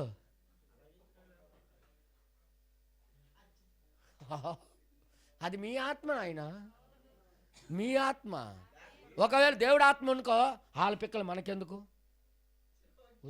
వదిలేసి వెళ్ళిపోతావు. అలాగంటారా సోదరులారా? సోదరులారా అంటే దాని అర్థం ఏంటంటే అల్లా ఒరిజినల్ది రాలేదు. నేనేం మాట్లాడుతున్నా, ఒరిజినల్ది రాలేదు. ఆత్మ కలిగిన తాపి మేస్త్రి ఎలా చేస్తాడో తెలుసా? నేను తాపి మేస్త్రుల గురించి మాట్లాడుతున్నాను. పరిశుద్ధాత్మ కలిగిన తాపి మేస్త్రులు వానరు ఉన్నా లేకపోయినా ఆయన డ్యూటీ ఆయన చేసుకుంటూ వెళ్ళిపోతుంటాడు. వానరు వెళ్ళిపోగానే ఫోన్ ఎత్తుకొని కీసరే భలిచో తంగిల పడిచాడు ఎవడజే అని మాట్లాడుకొని ఉండిపోయి వానరు వస్తున్నాడు కానీ పెట్టి కానీ అది ఎవరో బ్రదర్. పరిశుద్ధాత్మ ఉంటే కనబడుతుంది. నేనేం మాట్లాడుతున్నా అర్థం చేసుకోండి. నేను మామూలుగా సాధారణమైన విషయాలు చెప్తున్నానరా, మీ లోపలిది నేను చెప్పట్లేదు, మీకు అర్థం అవ్వాలని. అర్థమైంది మీ అందరికీ? పరిశుద్ధాత్మ లేని ఆడదాయి అయితే కూర వండుకున్నప్పుడు ఉడుకుతుంటే ఒక కప్పులు వేసుకొని నంచేసి భర్త వచ్చేసరికి ఉప్పు ఉందో లేదు చూడండి, ఉప్పు ఉందో లేదని బేకమ తినేసింది. అయినా నేను ఎప్పుడు ముందు నంచనండి అని చెప్పిన ఆడవాళ్ళకి నేను చూశాను. నేను ఆడేదాను వాళ్ళకి ముందే మనసు ఇరిగిపోతే అందరి ముందు అందరు తినేటప్పుడు 3 ముక్కలు మీద వేసుకొని వాళ్ళకి ఎక్కువ పెట్టినట్టు పెట్టి తింటుంటుంది. ఇక్కడ అది చూడండి, అనుభవంతో చెప్తున్నాడు. అన్నం మధ్యలో కన్నం పెట్టి లోపల వేసి కప్పేస్తారట. ఇదంతా ఎవరి ఆత్మలు? మనుషుల ఆత్మలు. శాపగ్రస్తమైన ఆత్మలు ఇవి. కానీ అందుకే దేవుడు ఆత్మ ఉందనుకో, లోపల ఎలాగుందో బయట అలాగే ఉంటుంది. అందరికి కనబడుతుందా నా గుర్తు? వెళ్ళి వచ్చి పోయిన వాళ్ళకి కనబడుతుందట. హల్లెలూయా. అలాగే ఆత్మ కలిగి ఉన్న ఆఫీసర్ అయితే ఆయన ఖచ్చితంగా డ్యూటీ చేస్తాడు, కరెక్ట్గా ఖచ్చితంగా చేస్తాడు. ఆత్మ లేని ఒక మనిషి ఆత్మతో డ్యూటీ చేసినప్పుడు వాడు అంతా మాయే, అంతా మాయే, అంతా మాయ. ఇవన్నీ గుర్తు చేసుకోండి. నీ ఆత్మతో నువ్వు బ్రతుకుతున్నావు, దేవుడు ఆత్మ నీ దగ్గర ఉందనేది రుజువు చేస్తుంటాయి నీకే. అర్థమవుతుందమ్మా? హల్లెలూయా, హల్లెలూయా. దేవుడు ఆత్మ ఉంటే అత్తకొకలాగా అమ్మకొకలాగా చూడదు అది. నేను ఎంతోమంది ఆడవాళ్ళకి చూశాను, వాళ్ళ అమ్మ బట్టలు అయితే 3 సార్లు సబ్బు రాయడు. అత్త బట్టలు అయితే ఇలా నులిపిసి నీటిలో ముంచేసి దరిద్రం మొక్కందా ఉతకరా. ఇది అనుభవంతో చెప్తున్నాడు ఈయన. ఇది కూడా అనుభవమే, తప్పులేదు, ఇది కూడా అనుభవమే. ఇవన్నీ ఇది అంటే నేను ఎందుకు చెప్తున్నానంటే ఇవన్నీ మనం పరిశీలించుకున్నాం. ఇదంతా దేవుడే మంచోడు కదా అంటే దేవుడు ఏదో వదిలేస్తున్నాడు, ఏమీ లేదు అనుకుంటుంటాం మనం. కానీ ఆత్మకు తీర్పు జరిగిపోయింది, దేవుడు తీర్పు తీర్చేసి ఉన్నాడు. అది మంచిది కాదు. కాబట్టే ఆయన ఆత్మ నువ్వు పొందుకోవాలి. అది పొందుకోవాలంటే ఆయన ఏం చేయమంటున్నాడు, అది నువ్వు చేయాలా అనే విషయము ఈ కాలంలో బయలుపడింది. బ్రదర్ గారు ఈ వర్తమానంలో ఏం చెప్పాడంటే ఇది ఎప్పుడూ చెప్పబడలేదు. అది లూథర్ కాలంలో చెప్పబడలేదు, వెస్లీ కాలంలో చెప్పబడలేదు. ఈ చివరి దినాల్లో ఎందుకు చెప్తున్నాడంటే ఇప్పుడు ఇది అవసరం. ఇశ్రాయేల్ ప్రజలకు ఎప్పుడు ద్వారబంధాల మీద రాయమని చెప్పలే. అది కొత్త బోధలాగా అనిపించింది అందరికీ. ఏ రోజు కూడా వినబడలేదు కొత్త బోధ అనుకోడు. సున్నత అంటే మా అబ్రాహాం తండ్రికి ఇచ్చాడు, అది ఉన్నది అంటే ఒక అర్థం ఉంది. ఇదేంటి నాయన కొత్తగా రక్తం పూయాలట, దేవుడికి తెలియదేటి మా లోపల సున్నతి జరిగిపోయిందని, మాకు 8వ రోజే సున్నతి జరిగిపోయిందని వారికి తెలియదేటి, ఇదేంటి బోధ, మా అబ్రాహ్మే మాకు చెప్పలేదు అని తిరస్కరించిన వాళ్ళు చాలామంది. ఈరోజు కూడా అంతే. చాలామంది క్రైస్తవులు మా బిషప్పులు చెప్పలేదు, మా ట్రైనింగ్ పాస్టర్లు చెప్పలేదు అనుకొని చూస్తున్నారు. కానీ దేవుడు చూసేది ఆయన ఆత్మ, ఆయన గురుతు నీ దగ్గర ఉంటేనే నీకు వదిలి దాడుతాడు, లేదా నీకు బండకేసి కొట్టడం తప్పదు. దేవుడు నామానికి మహిమ కలుగును గాక. ఇక్కడ ఏమంటాడు చూడండి ఒకసారి, అద్భుతమైన ఈ వర్తమానం. దేవుని కంటే పరిపూర్ణమైన బలి మరి ఏది ఉండును? దేవుడి కంటే పరిపూర్ణ బలి ఎక్కడ ఉంది? దేవుడే స్వయంగా ప్రాయచిత్తము చేసెను. అవును, దేవుడు శరీరధారి అయ్యను. దేవుడు శరీరధారి, ఆయనే స్వయముగా రక్తమును సృజించుకొనెను. దేవుని యొక్క జీవము ఎప్పుడైనా గాని ఆ విధముగా తిరిగి వచ్చును. ఇంకా మరలా తిరిగి వస్తుంది. ఎందుకనగా మనమందరము శరీరేచ్ఛ వలన పుట్టి ఉన్నాము. మనమందరము శరీరోచ్ఛల వల్ల పుట్టిన వాళ్ళము. ఇది లోక సంబంధమగు జీవము. ఇప్పుడు మనం కలిగి ఉన్నది లోక సంబంధమైన జీవం. ఆ జీవము నిలవబడదు. అమ్మా, ఆ జీవము నిలబడదు. తర్వాత దానికి ముందే తీర్పు తీర్చబడి శిక్ష విధింపబడినది. ఏదో అంటున్నాడు ఇక్కడ. నేను అదే కదా చెప్తున్నాను. అవును, ఇప్పుడు మనం బ్రతికితున్న బ్రతుక్కి ఎప్పుడో దేవుడు తీర్పు తీర్చేశాడన్నా. ఆ తీర్పు నుండి ఇంకెవడు కాపాడలేడు. అయితే ఇక్కడ దానికి నీవు మెరుగులు దిద్దలేవు. దానిని మరమ్మత్తు చేయు విధానము లేదు. అరే వా, తీర్పు తీర్చిపోయిన ఆత్మకి మరమ్మతులు చేసుకోవడానికో, దాన ధర్మాలు చేస్తే తప్పిపోవడానికో, 1000 మందికి భోజనాలు పెట్టేస్తో ఆ కొండ ఈ కొండ ఎక్కిపోతే తప్పిపోద్దు, అదేమి లేవు. దానిని సున్నితము చేయు విధానము లేదు. అసలు దానికి బాగు చేసే విధానం లేదు. దానిని బాగు చేయు విధానమే లేదు. పూర్తి అది దేవుడు దానికి తీర్పు తీర్చాడన్న. దానికి రావాల్సింది మరణమే, ఇంకా నాశనమే. అది చావవలసి ఉన్నది. హల్లెలూయా. దేవుడు ఆత్మ నీలో ఎందుకు చూడాలనుకుంటాడు అంటే నీ ఆత్మ మంచిది కాదు. అవును, దానికి తీర్పు జరిగిపోయింది అనియా. తీర్పు జరిగిపోయింది. దానికి ఇంకా మురుగులు దిద్దే పద్ధతి ఏమి లేదు. చర్చికి వెళ్ళిపోతే తగ్గిపోద్దా? నో. 1000 మందికి భోజనాలు పెట్టేస్తావు. దానికి కావాల్సింది ఏంటి? అది నువ్వు చచ్చిపోతే ఇంకొకటి వచ్చి నీలో నివాసం చేస్తుంది. అది చావవలసి ఉన్నది. అది చావవలసి ఉన్నది. దానికి ప్రత్యామ్నాయము కావాలను. దానికి ప్రత్యామ్నాయం కావాలి. అది యేసుక్రీస్తు యొక్క జీవము నీలోనికి రావలసి ఉన్నది. హల్లెలూయా. అదే పరిశుద్ధాత్మ. అదే పరిశుద్ధాత్మ. అది దేవుని గుర్తు. అది దేవుడికి కావలసిన గుర్తు. అది ఆయన కుమారుడు యేసుక్రీస్తు యొక్క రక్తమును నీవు అంగీకరించవలసి ఉన్నావు. ఓహో, నిజంగా పరిశుద్ధాత్మ ఇప్పుడు రక్తమై ఉన్నది. నేను ఏది మాట్లాడుతున్నాను ఇప్పుడు? ఆ రక్తము నువ్వు చూపించాలి. ఇప్పుడు ఆ గుర్తు ఇప్పుడు చూపించాలి. దాన్ని చూసే దేవుడు దాటిపోతాడు అంటున్నాడు. ఇప్పుడు సంఘానికి ఇప్పుడు అర్థమైపోయింది అనుకుంటాను. క్లియర్గా నిజమే. 100 సంవత్సరాలు నువ్వు చర్చికి వెళ్ళినా మాట్లాడాలి. దానికి ఏ మరమ్మతులు లేవు అన్యా. అన్యా, నేను కొద్దిగా మంచి కార్యాలు చేసేస్తాను. విశ్వాసుల యొక్క చెప్పులన్నీ నెత్తి మీద పెట్టుకుంటే పోద్దన్యా. విశ్వాసుల చెప్పులు నెత్తి మీద పోసుకొని ధూళితో రాసుకున్నా నీకు ఏడిపోదు. దానికి మరమ్మతులు లేవంటే లేదు, ఇంకంతే.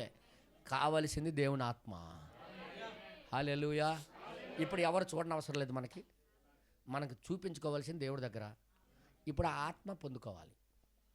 ఆత్మ పొందుకోవాలంటే నీ ఆత్మ సవ్వాలి. అది చంపితే కానీ దేవుని ఆత్మ వచ్చి నీకు రాదు.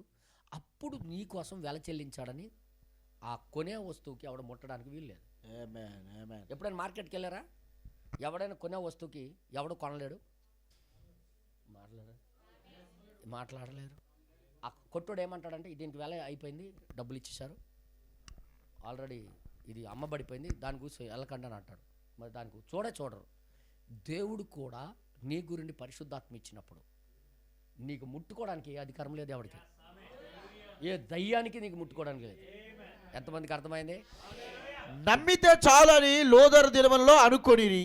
నమ్మితే చాలు అనుకున్న లోదర్ దినాల్లో వెస్లీ దినములలో రక్తము నందు విశ్వాసం ఉంచిరి. రక్తము నందు విశ్వాసం ఉంచారు వెస్లీ. రక్తము యొక్క కెమిస్ట్రీ. అవును. కానీ ఇది చివరి దినము. ఇదే సాయంకాలపు సమయం. ఇది గుర్తు కావాలను. ఇప్పుడు గుర్తు కావాలి. అప్పుడే నీవు ఎత్తబడిదవు. అమ్మా, ఇంకేంటి మరి? ఇంక చూపించడానికి లేదు కదా. అర్థమవుతుందా సంగమా? అర్థమవుతుందా? దానిని మీరు చూచారా? మీరు చూసారా? గ్రహించారా? ఆమేన్.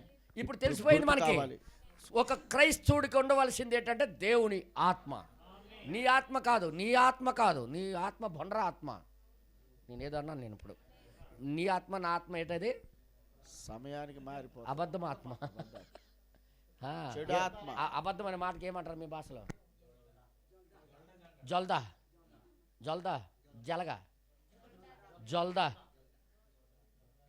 అలా జోర్దాన్ అంటుందా అమ్మా?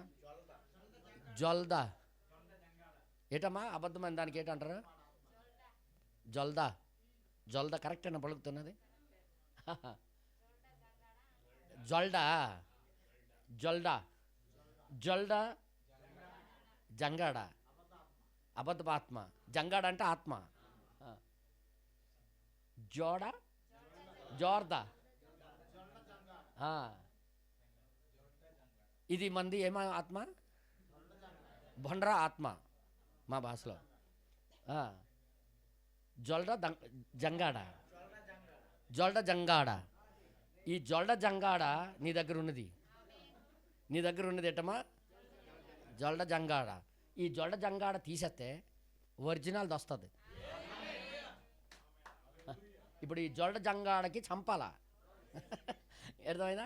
ఇప్పుడు మీరేం చూసుకోవాలా? ప్రతిరోజు చాలామంది నేను కోతలకు వెళ్తున్నప్పుడు ఉట్టి మాట్లాడుతుంటారు కానీ కొయ్యరు, కానీ అందరితో కూలి ఆలయాలు తీసుకుంటుంటారు. ఇంకా నేను చూశానన్న అంతా అది జొల్డ జంగాడ.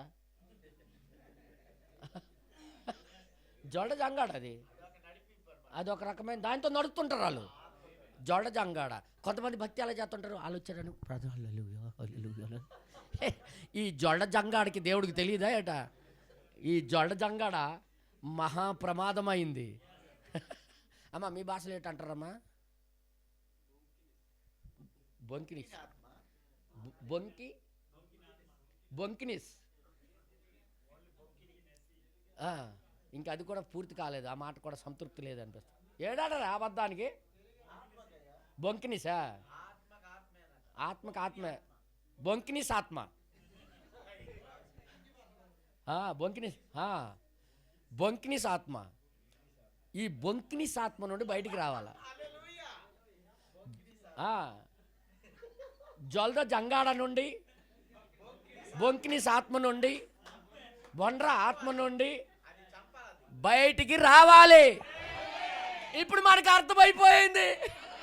ఇప్పుడు నా ఆత్మ ద్వారా నేను వెళ్ళలేనని, నా ఆత్మ ద్వారా నేను దేవునికి సంతోష పెట్టలేనని మనకు అర్థమైపోయిందా లేదా? అయితే ఇప్పుడు ఏం చేయాలి? ఆయన ఆత్మ కావాలి. ఇప్పుడు జొల్ద జంగాడకి చంపాలా? నువ్వు చవ్వకుండా ఆ ఆత్మ నీలోకి రాదు. ఎంతమందికి అర్థమవుతుందన్నా? ఇది సత్యం. జగం ఎరిగిన అంటే బైబుల్ ఎరిగిన సత్యం ఇది. బైబిల్లో ఉన్న సత్యం ఇది. ఇప్పుడు మనకు తెలిసిపోయిందా లేదా? తెలిసిపోయినప్పటికీ కూడా ఇంకా మన ఆత్మతోనే బ్రతుకుతుంటే మనకి క్షమాపణ ఉంటుందా? ఇప్పుడు చెప్పండి. ఇప్పుడు అసలు రూట్లోకి వచ్చాను నేను. మనకి అసలు తెలిసిపోయిందా లేదా? అర్థమైందా? తెలిసిపోయిందా? ఇప్పుడు గవర్నమెంట్ ఒక రూల్ పెట్టింది, ఆడవాళ్ళకే బస్సు ఫ్రీ అన్నాడా లేదా? ఇప్పుడు నేను మగోడిని, నేను మనిషినే కదా అని ఎక్కిపోయాను అనుకో. నీకు తెలిసి ఎక్కావు కాబట్టి నువ్వు 6 నెలలు జైల్లో ఉండడమే మంచిది అంటాడు. అవునా కదా? నాకు తెలుసు ఫ్రీ వాళ్ళకి మాత్రం, నాకు కాదు. అమ్మా చూడండి అమ్మా, అన్నింటిలో రిజర్వేషన్ మీదే పెద్దదే. ఏదోని తోట నుండి కొట్టుకుని వస్తున్నారు మీరు, మామూలు కాదు. ఏదోని తోట నుండి దుల్లగొట్టుకుని వస్తున్నారు వీళ్ళు. తోసి పట్టుకుని వెళ్ళిపోతున్నారు. ఇంకేంటి తోసేస్తాను. ఒక మగవాడికి అయితే జుట్టు పట్టి కొడుతున్నారు ఆ బస్సులోని. చటాపటా కొడుతున్నారు. నీకెవడరా ఎక్కమన్నాడు అందులోకి రా నాయనా? రిజర్వేషన్ లేనప్పుడే ఆ పసుపు గుర్తున్న సీట్లో కూర్చుంటే లేపేసిన వాళ్ళు ఇప్పుడు రిజర్వేషన్ ఇచ్చిన తర్వాత ఆగుతారా? అన్న ఒక ఆమె అయితే తన కూతురు దగ్గర కూరగాయలు ఇవ్వడానికి వెళ్ళి వస్తుందట. ఉప్పు అయిపోయిందట, ఉప్పు పట్టుకొని వెళ్ళిస్తుంది బస్ ఎక్కి. అంత మహాతల్లులు, దేవుడు మీకు బావుగా దీవించను గాక. మహాతల్లులు మీరు. బెన్నం గారు అంటున్నారు, అమ్మగారింటికి నువ్వు అంటే బస్సుల మీద తిరగడము. ఏదో ఒక్కరోజు ఆడోళ్ళకే 1000 రూపాయల టికెట్, మగవాడికి 10 రూపాయలు అనాలా? ఆ రోజు బిర్యానీ వండేసి ఆడవాళ్ళందరికీ లైన్లో పెట్టి పెడతాను భోజనం. ఆ రోజు వస్తుందా లేదా అని. రాదులేండి, ఎందుకంటే అందరూ అడ్డ తవల్లో దూరిపోయిన వాళ్ళే. పైనుండి కిందకి అందరూ ఎవడం లేదు, అంత దమ్ము లేదు అనడానికి. అర్థమైంది మీ అందరికీ? అందరూ మంచోళ్ళు ఉన్నారు. ఎదుటోళ్ళకి అర్థం చేసుకున్న బ్రదర్స్ ఉన్నారు, అంటే సిస్టర్స్ ఉన్నారు. వాళ్ళ బట్టి దేవునికి మహిమ. అర్థమైందా?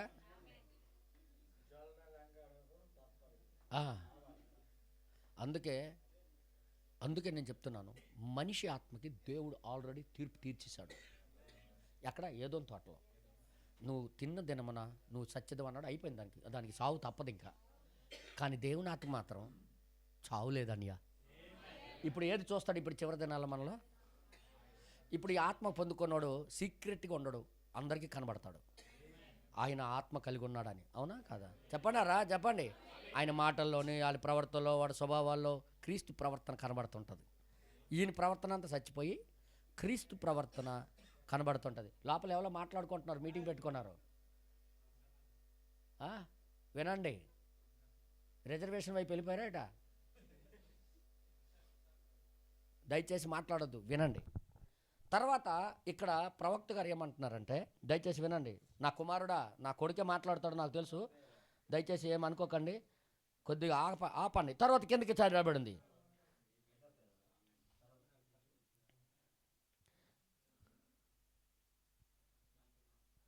ఆ 44 పేరు చదువు ఒకసారి. కను స్త్రీలో నుండి నీరు, రక్తము, ఆత్మ వచ్చును. అవును. మామూలు జన్మలో నీరు వచ్చును. అవును. రెండవదిగా రక్తము వచ్చును. అవును. ఆ తర్వాత జీవం వచ్చును. అవును. ప్రభువైన యేసుక్రీస్తు యొక్క శరీరము అలాగే వచ్చును. హల్లెలూయా. నీరు, రక్తము, జీవము. అవును. సంఘమంతయు, వధువు అంతయు అలాగే తయారైనది. హల్లెలూయా. నీతికరణ, శుద్ధీకరణ మరియు పరిశుద్ధాత్మ బాప్తిస్మము అదే గుర్తు. ఆమేన్. పరిశుద్ధాత్మయే గుర్తు. ఆమేన్. ఇంకా 70 ఎంతది 79వ పేరాలో ఇలాగంటున్నాడు. 79వ పేర, ఆ గుర్తు కొరకు వెల చెల్లించబడింది, అది అవసరం. యేసుక్రీస్తు యొక్క జీవమే వెలగా చెల్లించబడిను. యేసుక్రీస్తు యొక్క జీవమే వెలగా చెల్లించబడింది. ఆయన తన ప్రాణమును ఇచ్చెను. ఆయన ప్రాణం ఇచ్చాడు. ఆయన ఆత్మ నీ మీదికి తిరిగి వచ్చి ఉన్నది.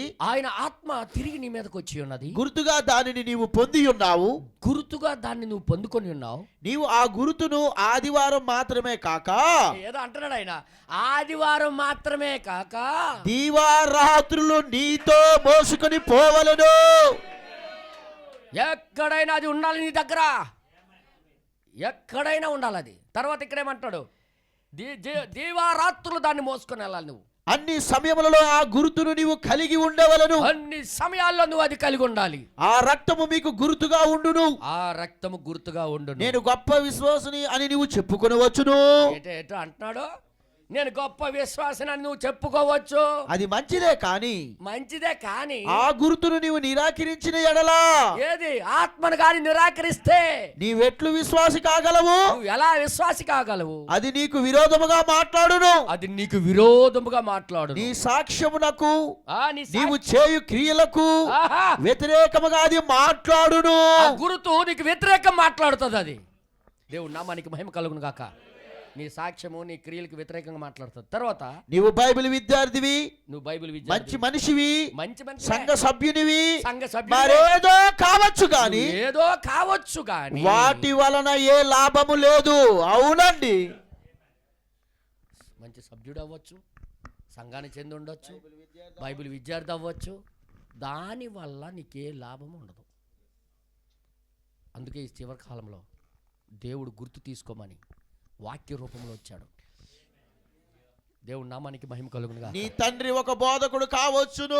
ఓయ్ దొల్లగొట్టేస్తాడు చూడండి. నీ తల్లి ఒక పరిశుద్ధురాలు కావచ్చును. మీ తల్లి పరిశుద్ధుడు కావచ్చు, మీ తండ్రి బోధకుడు అవ్వచ్చు. మంచిదే, అవి మంచివే. కానీ వారికి వారు జవాబు చెప్పుకోవాలి. వారే జవాబు చెప్తారు. అయితే నేను చెప్పినట్టు ప్రజలు దేవునిని ఒక పెద్ద ముసలి తాతగా ఊహించుకొనుచున్నారు. ఏది చేసినా పర్వాలేదు, క్షమిస్తాడు. తాత ప్రేమ ఎక్కువ ఉంటుంది తెలుసా. మనవడు కొడుతున్నప్పుడు తాత ఏమంటుంటాడు తెలుసా? ఏమంటుంటాడు? ఎందుకమ్మా అలా చంపేస్తున్నావు అని అంటుంటాడు. అంటే ప్రేమ, దయ, కరుణ మనసు కలిగిన దేవుడికి అలాగే అనుకుంటున్నారు ఈ రోజుల్లో. ఆయన తొక్క తీసేస్తాడని తెలియదు. ఈరోజు స్టార్లు పెట్టుకున్నంత మాత్రాన క్రైస్తవుడు కానేరరు ఎవరు. నో, దేవుని ఆత్మ మనిషిలోకి వస్తేనే కానీ ఆ మనిషి నిజమైన క్రైస్తవుడు కాదు. ఎవరట అవ్వచ్చు, ఎక్కడున్నోళ్ళు కావచ్చు, ఎక్కడున్నోళ్ళు కావచ్చు. నేను ఎందుకు యథార్థం చెప్తున్నానంటే, ఇది తెలిసినప్పటికి కూడా మీరు దాని గురించి జీవించకపోతే మీ ఆత్మలకు మీరే జవాబుదారులు. నెక్స్ట్ తర్వాత ఇక్కడ ఏమంటున్నాడు? దేవునిని ఒక పెద్ద ముసలి తాతగా ఊహించుకొనుచున్నారు, ఊహించుకొనిచున్నారు. వీరు మాత్రము మనవలుగా ఎంచుకొనుచున్నారు. మనవలు అటైలు, వీరు రిక్కీలు ఎల్వీసులు, వారిలో హానియు లేదు. దేవుడు కాదు, దేవుడు కాదు, ఆయనకు మనవలు లేరు, దేవుడికి గడ మనవలు గట్ట లేరు. ఆయన తండ్రి నీవు తిరిగి జన్మించవలసి ఉన్నది. గ్యారంటీగా నువ్వు తిరిగి జన్మించాలి. ఆయన పెద్ద మృదువైన ముసలివాడు కాడు, కాదు, ఆయన తీర్పు తీర్చు దేవుడు, అలాగని బైబిల్ పలుకుచున్నది. హల్లెలూయా. ఈ గుర్తుకు చూసి నేను దాటుతాను అన్నప్పుడు మేము సున్నతి పొంది ఉన్నాం, మేము యూదులమే అనుకొని అంటే ఎవడికి రక్షించబడలేడు, చస్తాడు వాడు. ఆయన ఏది చూస్తానన్నాడు అదే చూస్తాడు. ఈరోజు కూడా ఏది చూస్తానన్నాడు అదే చూస్తాడు. హల్లెలూయా. తర్వాత ఇంకేమంటాడు చూడండి, ఆయన ఉగ్రత భయంకరము, దానిపై నువ్వు నడుచుచు నువ్వు దాని మీద మరియు దేవుని యొక్క మంచితనమును నీ పాపములోనే నిన్ను పరలోకము తీసుకుని వెళ్ళును. అవును అని నీవు ఊహించుకోవద్దు. ఆయన అది చేసినట్లయితే ఇక్కడ ఉన్నవన్నీ ఆయన వాక్యమును విశ్వసించుము, లేదా నీవు నశించెదవు. ఆమేన్. హల్లెలూయా. ఈ కాలంలో ఎంత క్లియర్గా చెప్పాడు తెలుసా ఈ వర్తమానంలో? నువ్వు కానీ దాన్ని లేకుండా భక్తి చేస్తే ఆ భక్తి పనిచేయదని. నువ్వు ఎన్ని సంవత్సరాలు నువ్వు ఇంకొక దగ్గర అన్నాడు, నువ్వు దీన్ని నమ్ముతున్నానని నువ్వు అనొచ్చు, ఆ మాటని నేను నమ్ముతున్నానని నువ్వు అనొచ్చు, కానీ అది కోరుకునే విధంగా నువ్వు చేయకపోతే నువ్వు నమ్మించిన నమ్మకమే నీకు దురాహం చేస్తుంది. ఇక అందుకే నేను మరి చెప్తున్నా సంగమా, బుద్ధిపూర్వకంగా ఇది ఇలాగ ఉండాలని తెలిసి కూడా అలాగ ఉండకపోవడము క్షమాపణ లేని పాపం.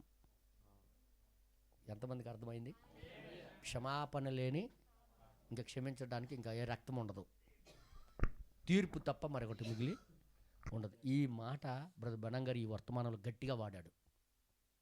ఆ రోజు రాత్రి రక్తం చూసి దాటిపోతానని చెప్పిన తర్వాత, నేనే అబ్రాహాం సంతానం, నాకు సున్నతి ఉంది అని బయటికి తిరిగిన వాళ్ళు వెళ్ళారట. బయటికి లోపల రక్తం లోపల ఉండండి, పరిశుద్ధాత్మ లోపల ఉండండి అని దేవుడు చెప్తే బయటికి తిరిగి కావాలంటే చూపిస్తానంటే మరణదూత దిగాడు. బనంగారు చెప్తున్నారు, ఆ సున్నతి కలిగినోడు ఎదురయ్యాడట. దూత నాకు సంపద్దు,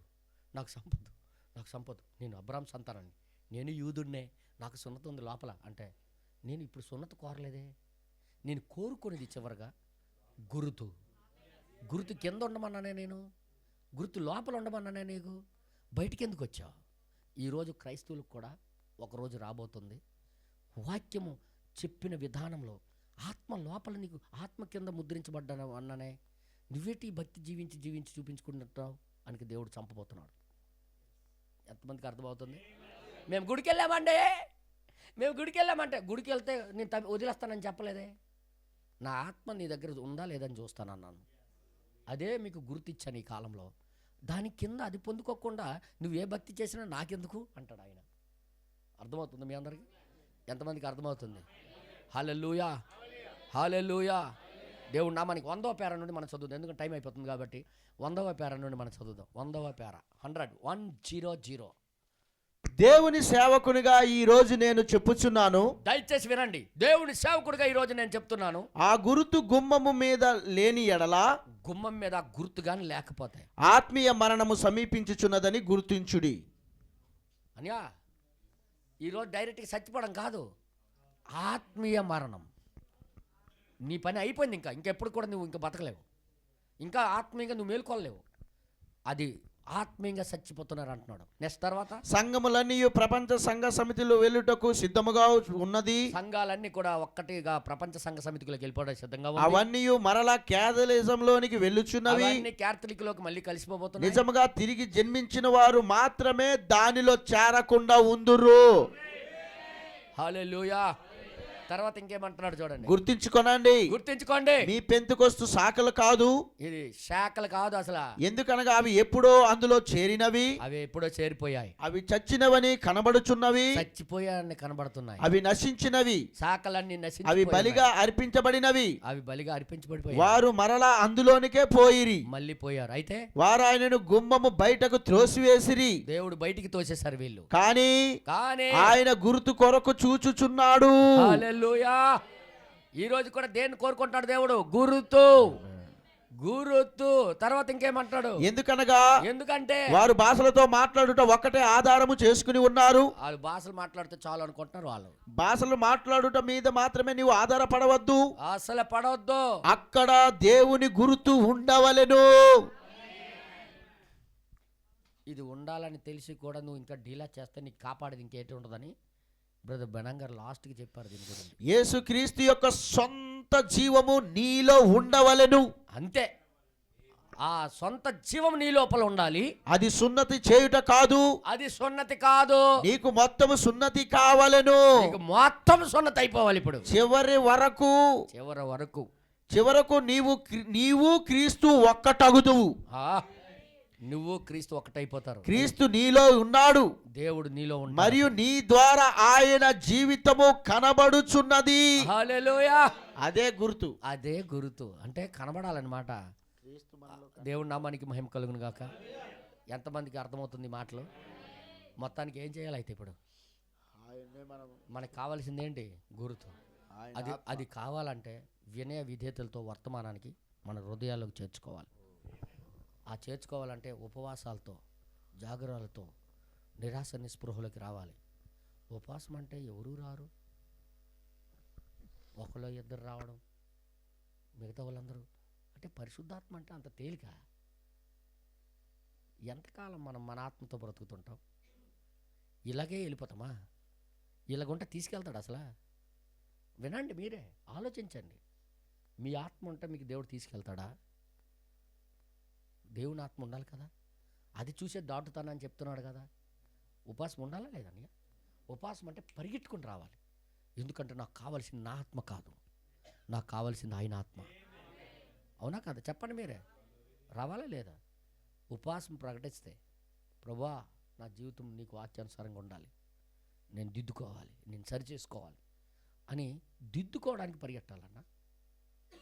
మన ఆత్మల ద్వారా దేవుడి రాజ్యానికి వెళ్ళిపోతాం అనుకోవడం బుర్ర తక్కువ పని. అందుకే ప్రవక్త గారు ఇంకొక వర్తమానంలో, ఇదే వర్తమానంలో ఇంకొక పారాగ్రాఫ్లో ఏమన్నాడో మీకు చూపిస్తాను. దయచేసి నాతో కూడా చూడాలని కోరుతున్నా. 103వ పేరా. దూరం వచ్చి ఆగిపోవద్దు. ఏమంటాడు ఆయన? ఇంత దూరం వచ్చి ఆగిపోకండి. నేను వర్తమానమును నమ్ముచున్నాను అని చెప్పుము. నేను వర్తమానము నమ్ముచున్నాను అని చెప్పుము. చెప్పుము. వర్తమానమునకు నీవు విధేయతను చూపు. నేను చదువుతానమ్మా, ఏదో తేడా కొడుతున్నా. 103 అదే కదా.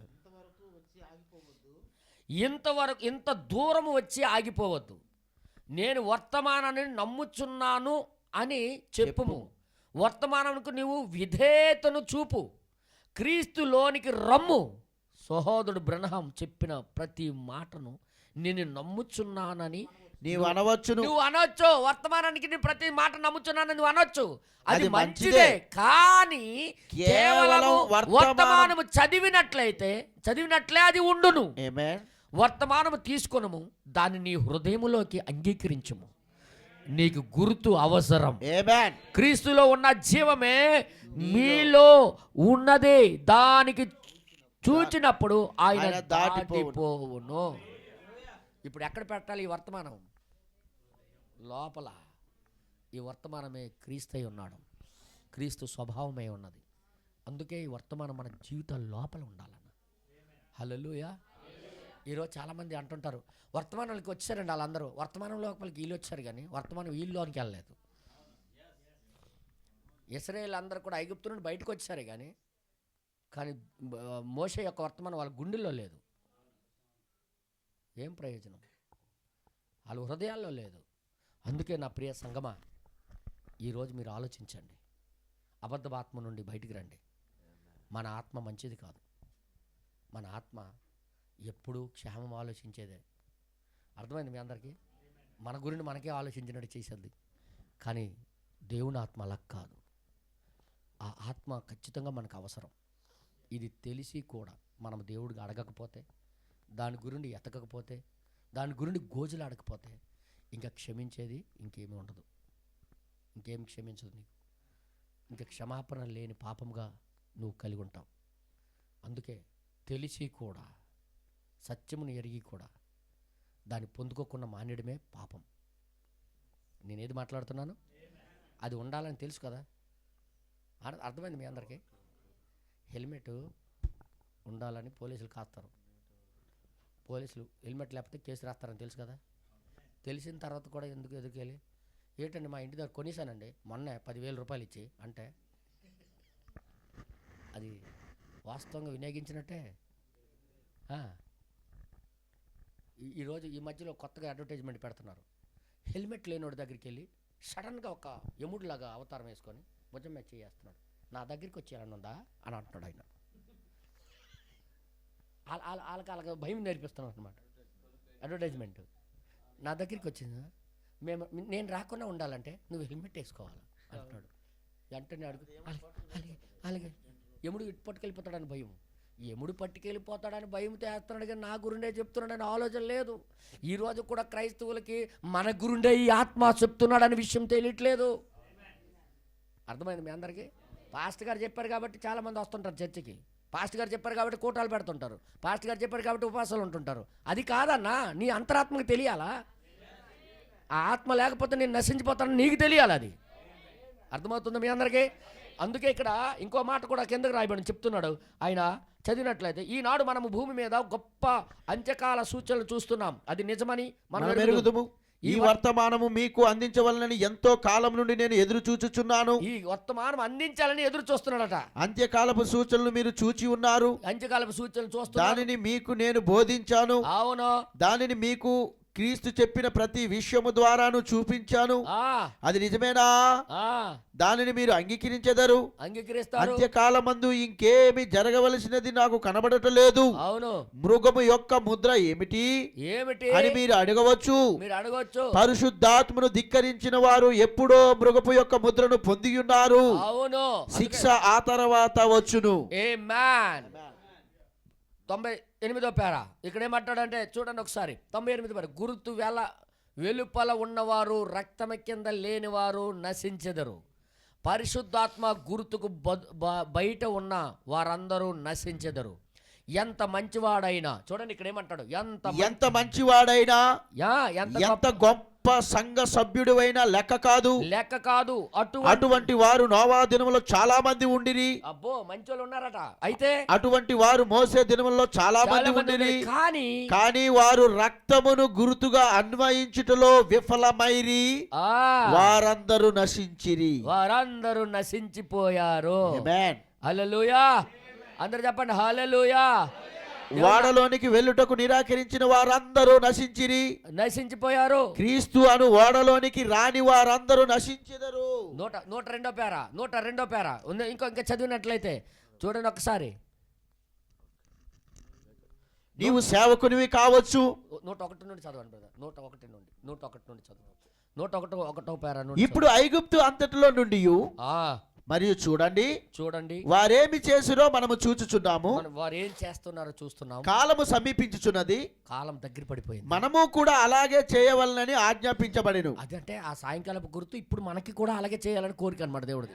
అది మీరు ఎరుగుదురా. ప్రవక్త ఏమి చెప్పినో గమనించండి. ప్రవక్త ఏమి చెప్పాడో గమనించండి. హెబ్రీ 10వ అధ్యాయములో మనం చదివాం కదా. ఇప్పుడు చదవగోరిన ఎడల నాతో కలిసి అది చూడండి.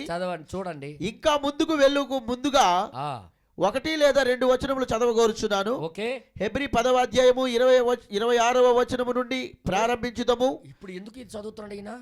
దాని వెనకాల కారణం ఏంటంటే చూద్దాం ఏమంటారు. హెబ్రీ 10వ అధ్యాయము 26వ వచనము. చదవండి. మనము ఇష్టపూర్వకముగా పాపము చేయరాదు. అవును. చూద్దాం. చూద్దాం. దానిని సరిగా చెప్పానా? అవును, అది సరియే.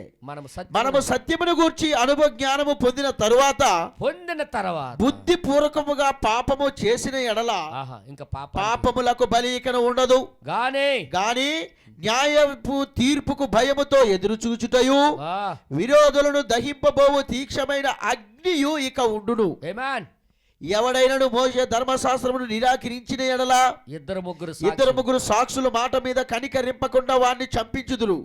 ఇట్లుండగా దేవుని కుమారుని పాదములతో తొక్కి అవునండి తాను పరిశుద్ధ పరచబడుటకు సాధనమైన నిబంధన రక్తమును అపవిత్రమైనదిగా ఎంచి కృపకు మూలమగు ఆత్మను తిరస్కరించిన వాడు. చూడండి, ఆత్మ పొందుకోవడమే కృప పొందుకోవడం. ఆమేన్.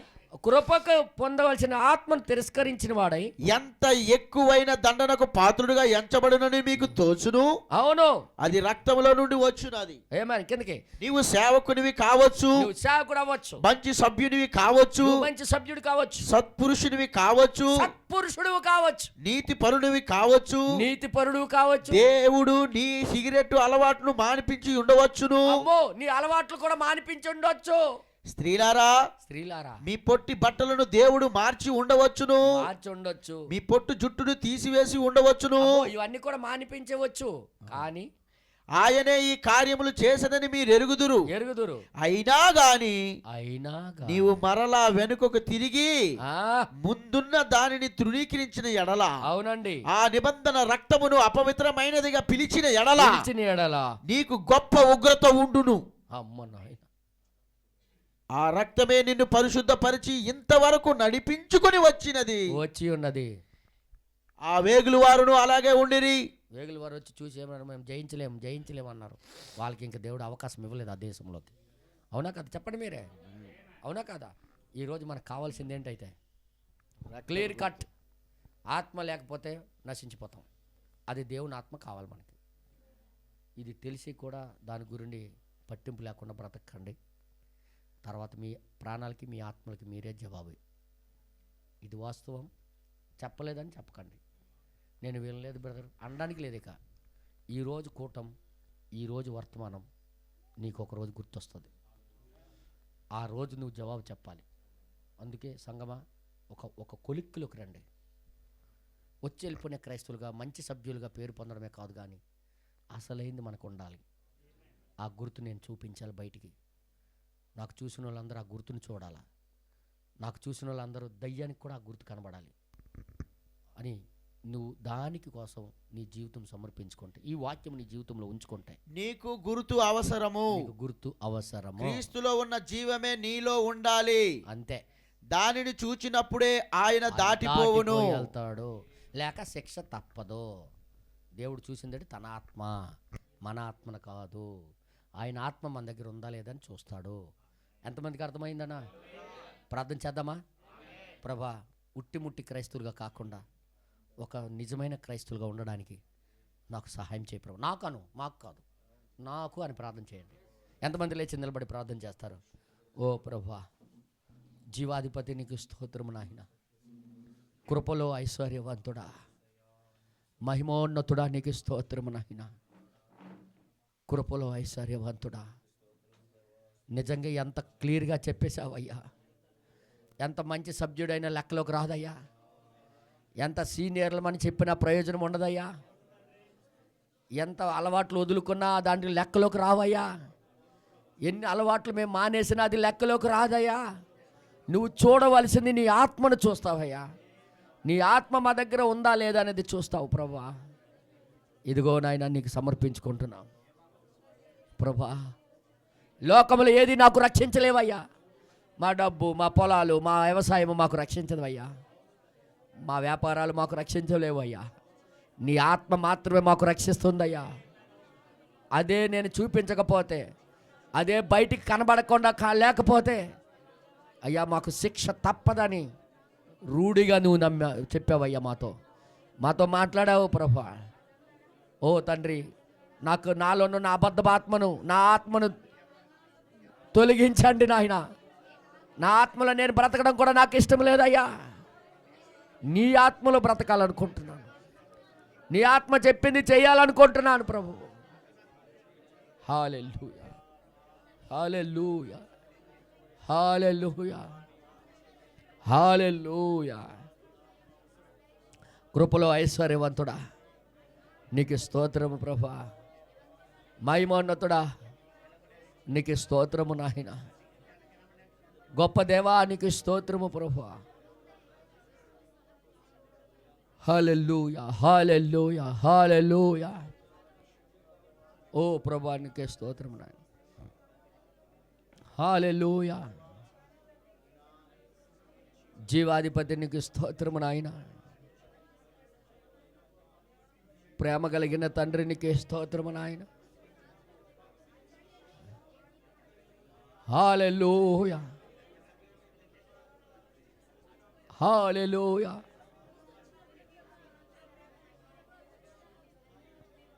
హల్లెలూయా,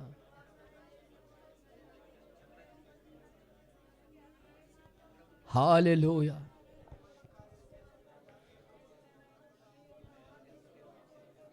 హల్లెలూయా. ప్రతి ఒక్కరు ప్రార్థన చేస్తారా?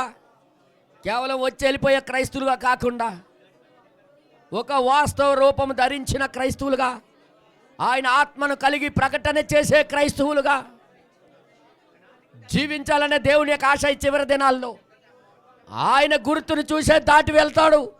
అది లేని ఎడల నీకు శిక్ష తప్పదు. హల్లెలూయా, హల్లెలూయా. ఓ ప్రభువా నీకు స్తోత్రము నాయన. హల్లెలూయా, హల్లెలూయా,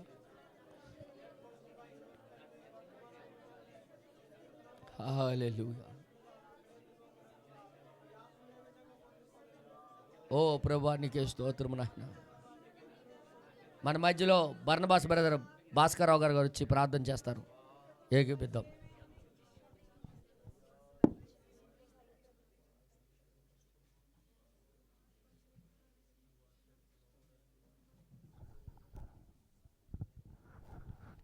హల్లెలూయా. స్తోత్రం నైనా. పరలోకమందున దేవా, పరిశుద్ధుడా, నీ యొక్క సన్నిధిలో నాయన ప్రభువా, ఈ యొక్క సాయంకాలపు సమయం నాయన ప్రభువా, ఈరోజు మాతో మాట్లాడిన వర్తమానాన్ని బట్టి ప్రభా, ఈ వాక్యాన్ని బట్టి ప్రభువా, దేవా మా స్థానం ఎక్కడుంది మమ్మల్ని చూపించినారు నాయన ప్రభువా. నిజమే నాయన, ఇంతవరకు నాయన ప్రభువా మాలో ఉన్న ఆత్మతో నాయన మేము ప్రవేశించి మేము జీవించున్నాము నాయన ప్రభువా. నిజంగా ఈరోజు మాతో దేవా నిజంగా పవర్ చేతన మాట్లాడిన మాట నాయన ప్రభా, మీ ఆత్మతో మీరు జీవింపలేరు, కానీ నిజంగా ఆ గుర్తు లేకుండా మీరు రక్షించడానికి అవకాశం లేదు నాయన ప్రభా. ఈరోజు మాతో మాట్లాడున్నారు నాయన ప్రభా. ఓ దేవా నిజంగా ఇంతవరకు నాయన మా జీవితాలు నాయన ప్రభా, మా ఆత్మ చేత నాయన ప్రభా, ఆత్మ అయిన నాయన ప్రభా అబద్ధమైన ఆత్మతో జీవించిన ఈరోజు మేము జీవించున్నాం నాయన ప్రభా. దేవ నిజంగా మేము జీవించగలగాలంటే ప్రభా, దేవ నిజంగా మేము రక్షణ పొందగలంటే ప్రభా, నిజంగా నాయన ప్రభా దేవ నిజంగా నీ రాజ్యం మేము చేరాలంటే ప్రభా, నిజంగా మాలో ఉన్న ఆత్మ చనిపోయినంత వరకు నాయన ప్రభా మాలో రక్షణ లేదా అని నాయన ప్రభా ఈరోజు మమ్మల్ని గుర్తించినారు నాయన ప్రభా. నిజంగా నాయన ప్రభా మమ్మల్ని రక్షించాలంటే ప్రభా నీలో ఉన్న ఆత్మ మాలో లేనంత వరకు నాయన ప్రభా నిజంగా దేతుకుండా లేవు నాయన ప్రభా. ఓ దేవా ఈరోజు మాతో మాట్లాడినందుకు వందనాలు ప్రభా. దేవ నిజంగా నీ సన్నిధిలో మేము వచ్చి నేను ప్రభా దేవానికి సావాసం చేయడం ఎంతో అద్భుతమైన వర్తమానం మాతో మాట్లాడుతున్నారు నేను ప్రభా. ఓ దేవ నిజంగా ఈ రోజుల్లో నేను ప్రభా అటువంటి జీవితం మేము జీవించున్నాము నేను ప్రభా, అటువంటి ప్రణాళిక మేము ఉన్నాము నేను ప్రభా.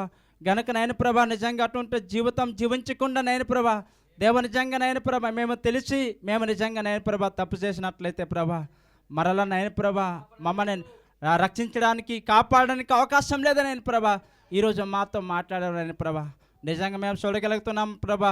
నవాకాలంలో కూడా నేను ప్రభా నిజంగా ఎంతోమంది నిజంగా భక్తిగా ఉన్నవారు నేను ప్రభా, ఎంత నిజేతగా ఉన్నవారు నేను ప్రభా. దేవ నిజంగా మేము పరిశుద్ధులు మేము జీవిస్తామని మేము అనుకున్నాను నేను ప్రభా. కానీ వాళ్ళు ఉన్నటువంటి నేను ప్రభా ఏదో నేను ప్రభా నీవు ఇచ్చిన ఒక గుర్తి వాళ్ళు పట్టుకోలేక ఎంతమంది అయితే దేటు ఉన్నారు నేను ప్రభా. నిజంగా ఆ రోజు నశించిపోయారు మేము చూసామని ప్రభా.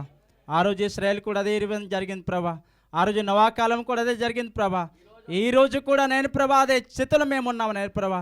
దేవ రక్షించబడాలంటే తప్పించబడాలంటే ప్రభా నీ గుర్తు లేకుండా మేము జీవించలేము నాయన ప్రభా. నీ ఆత్మ లేనిది నాయన ప్రభ మేము నశించిపోతున్నాం నాయన ప్రభా.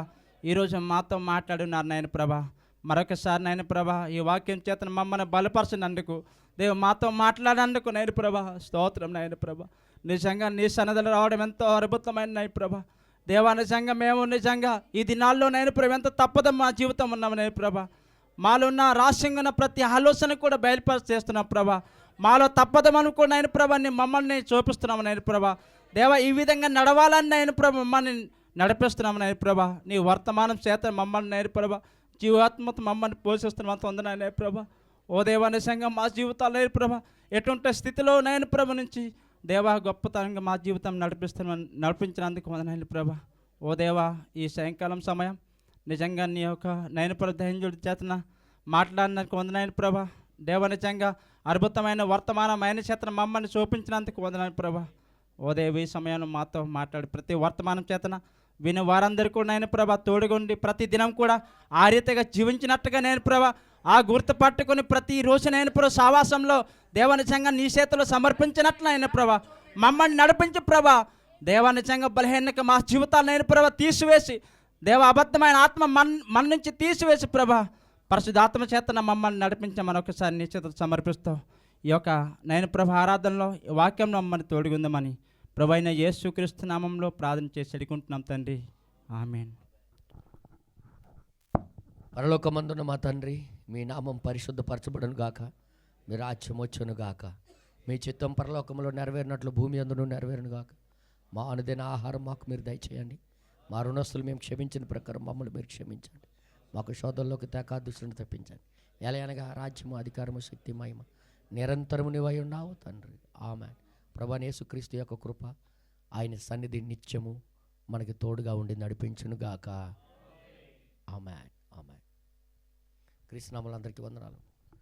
దేవుడు చెప్పిన వర్తమానానికి ఒకసారి మీరే ఆలోచించుకోవాల్సిందిగా కోరుతున్నాను. God bless you.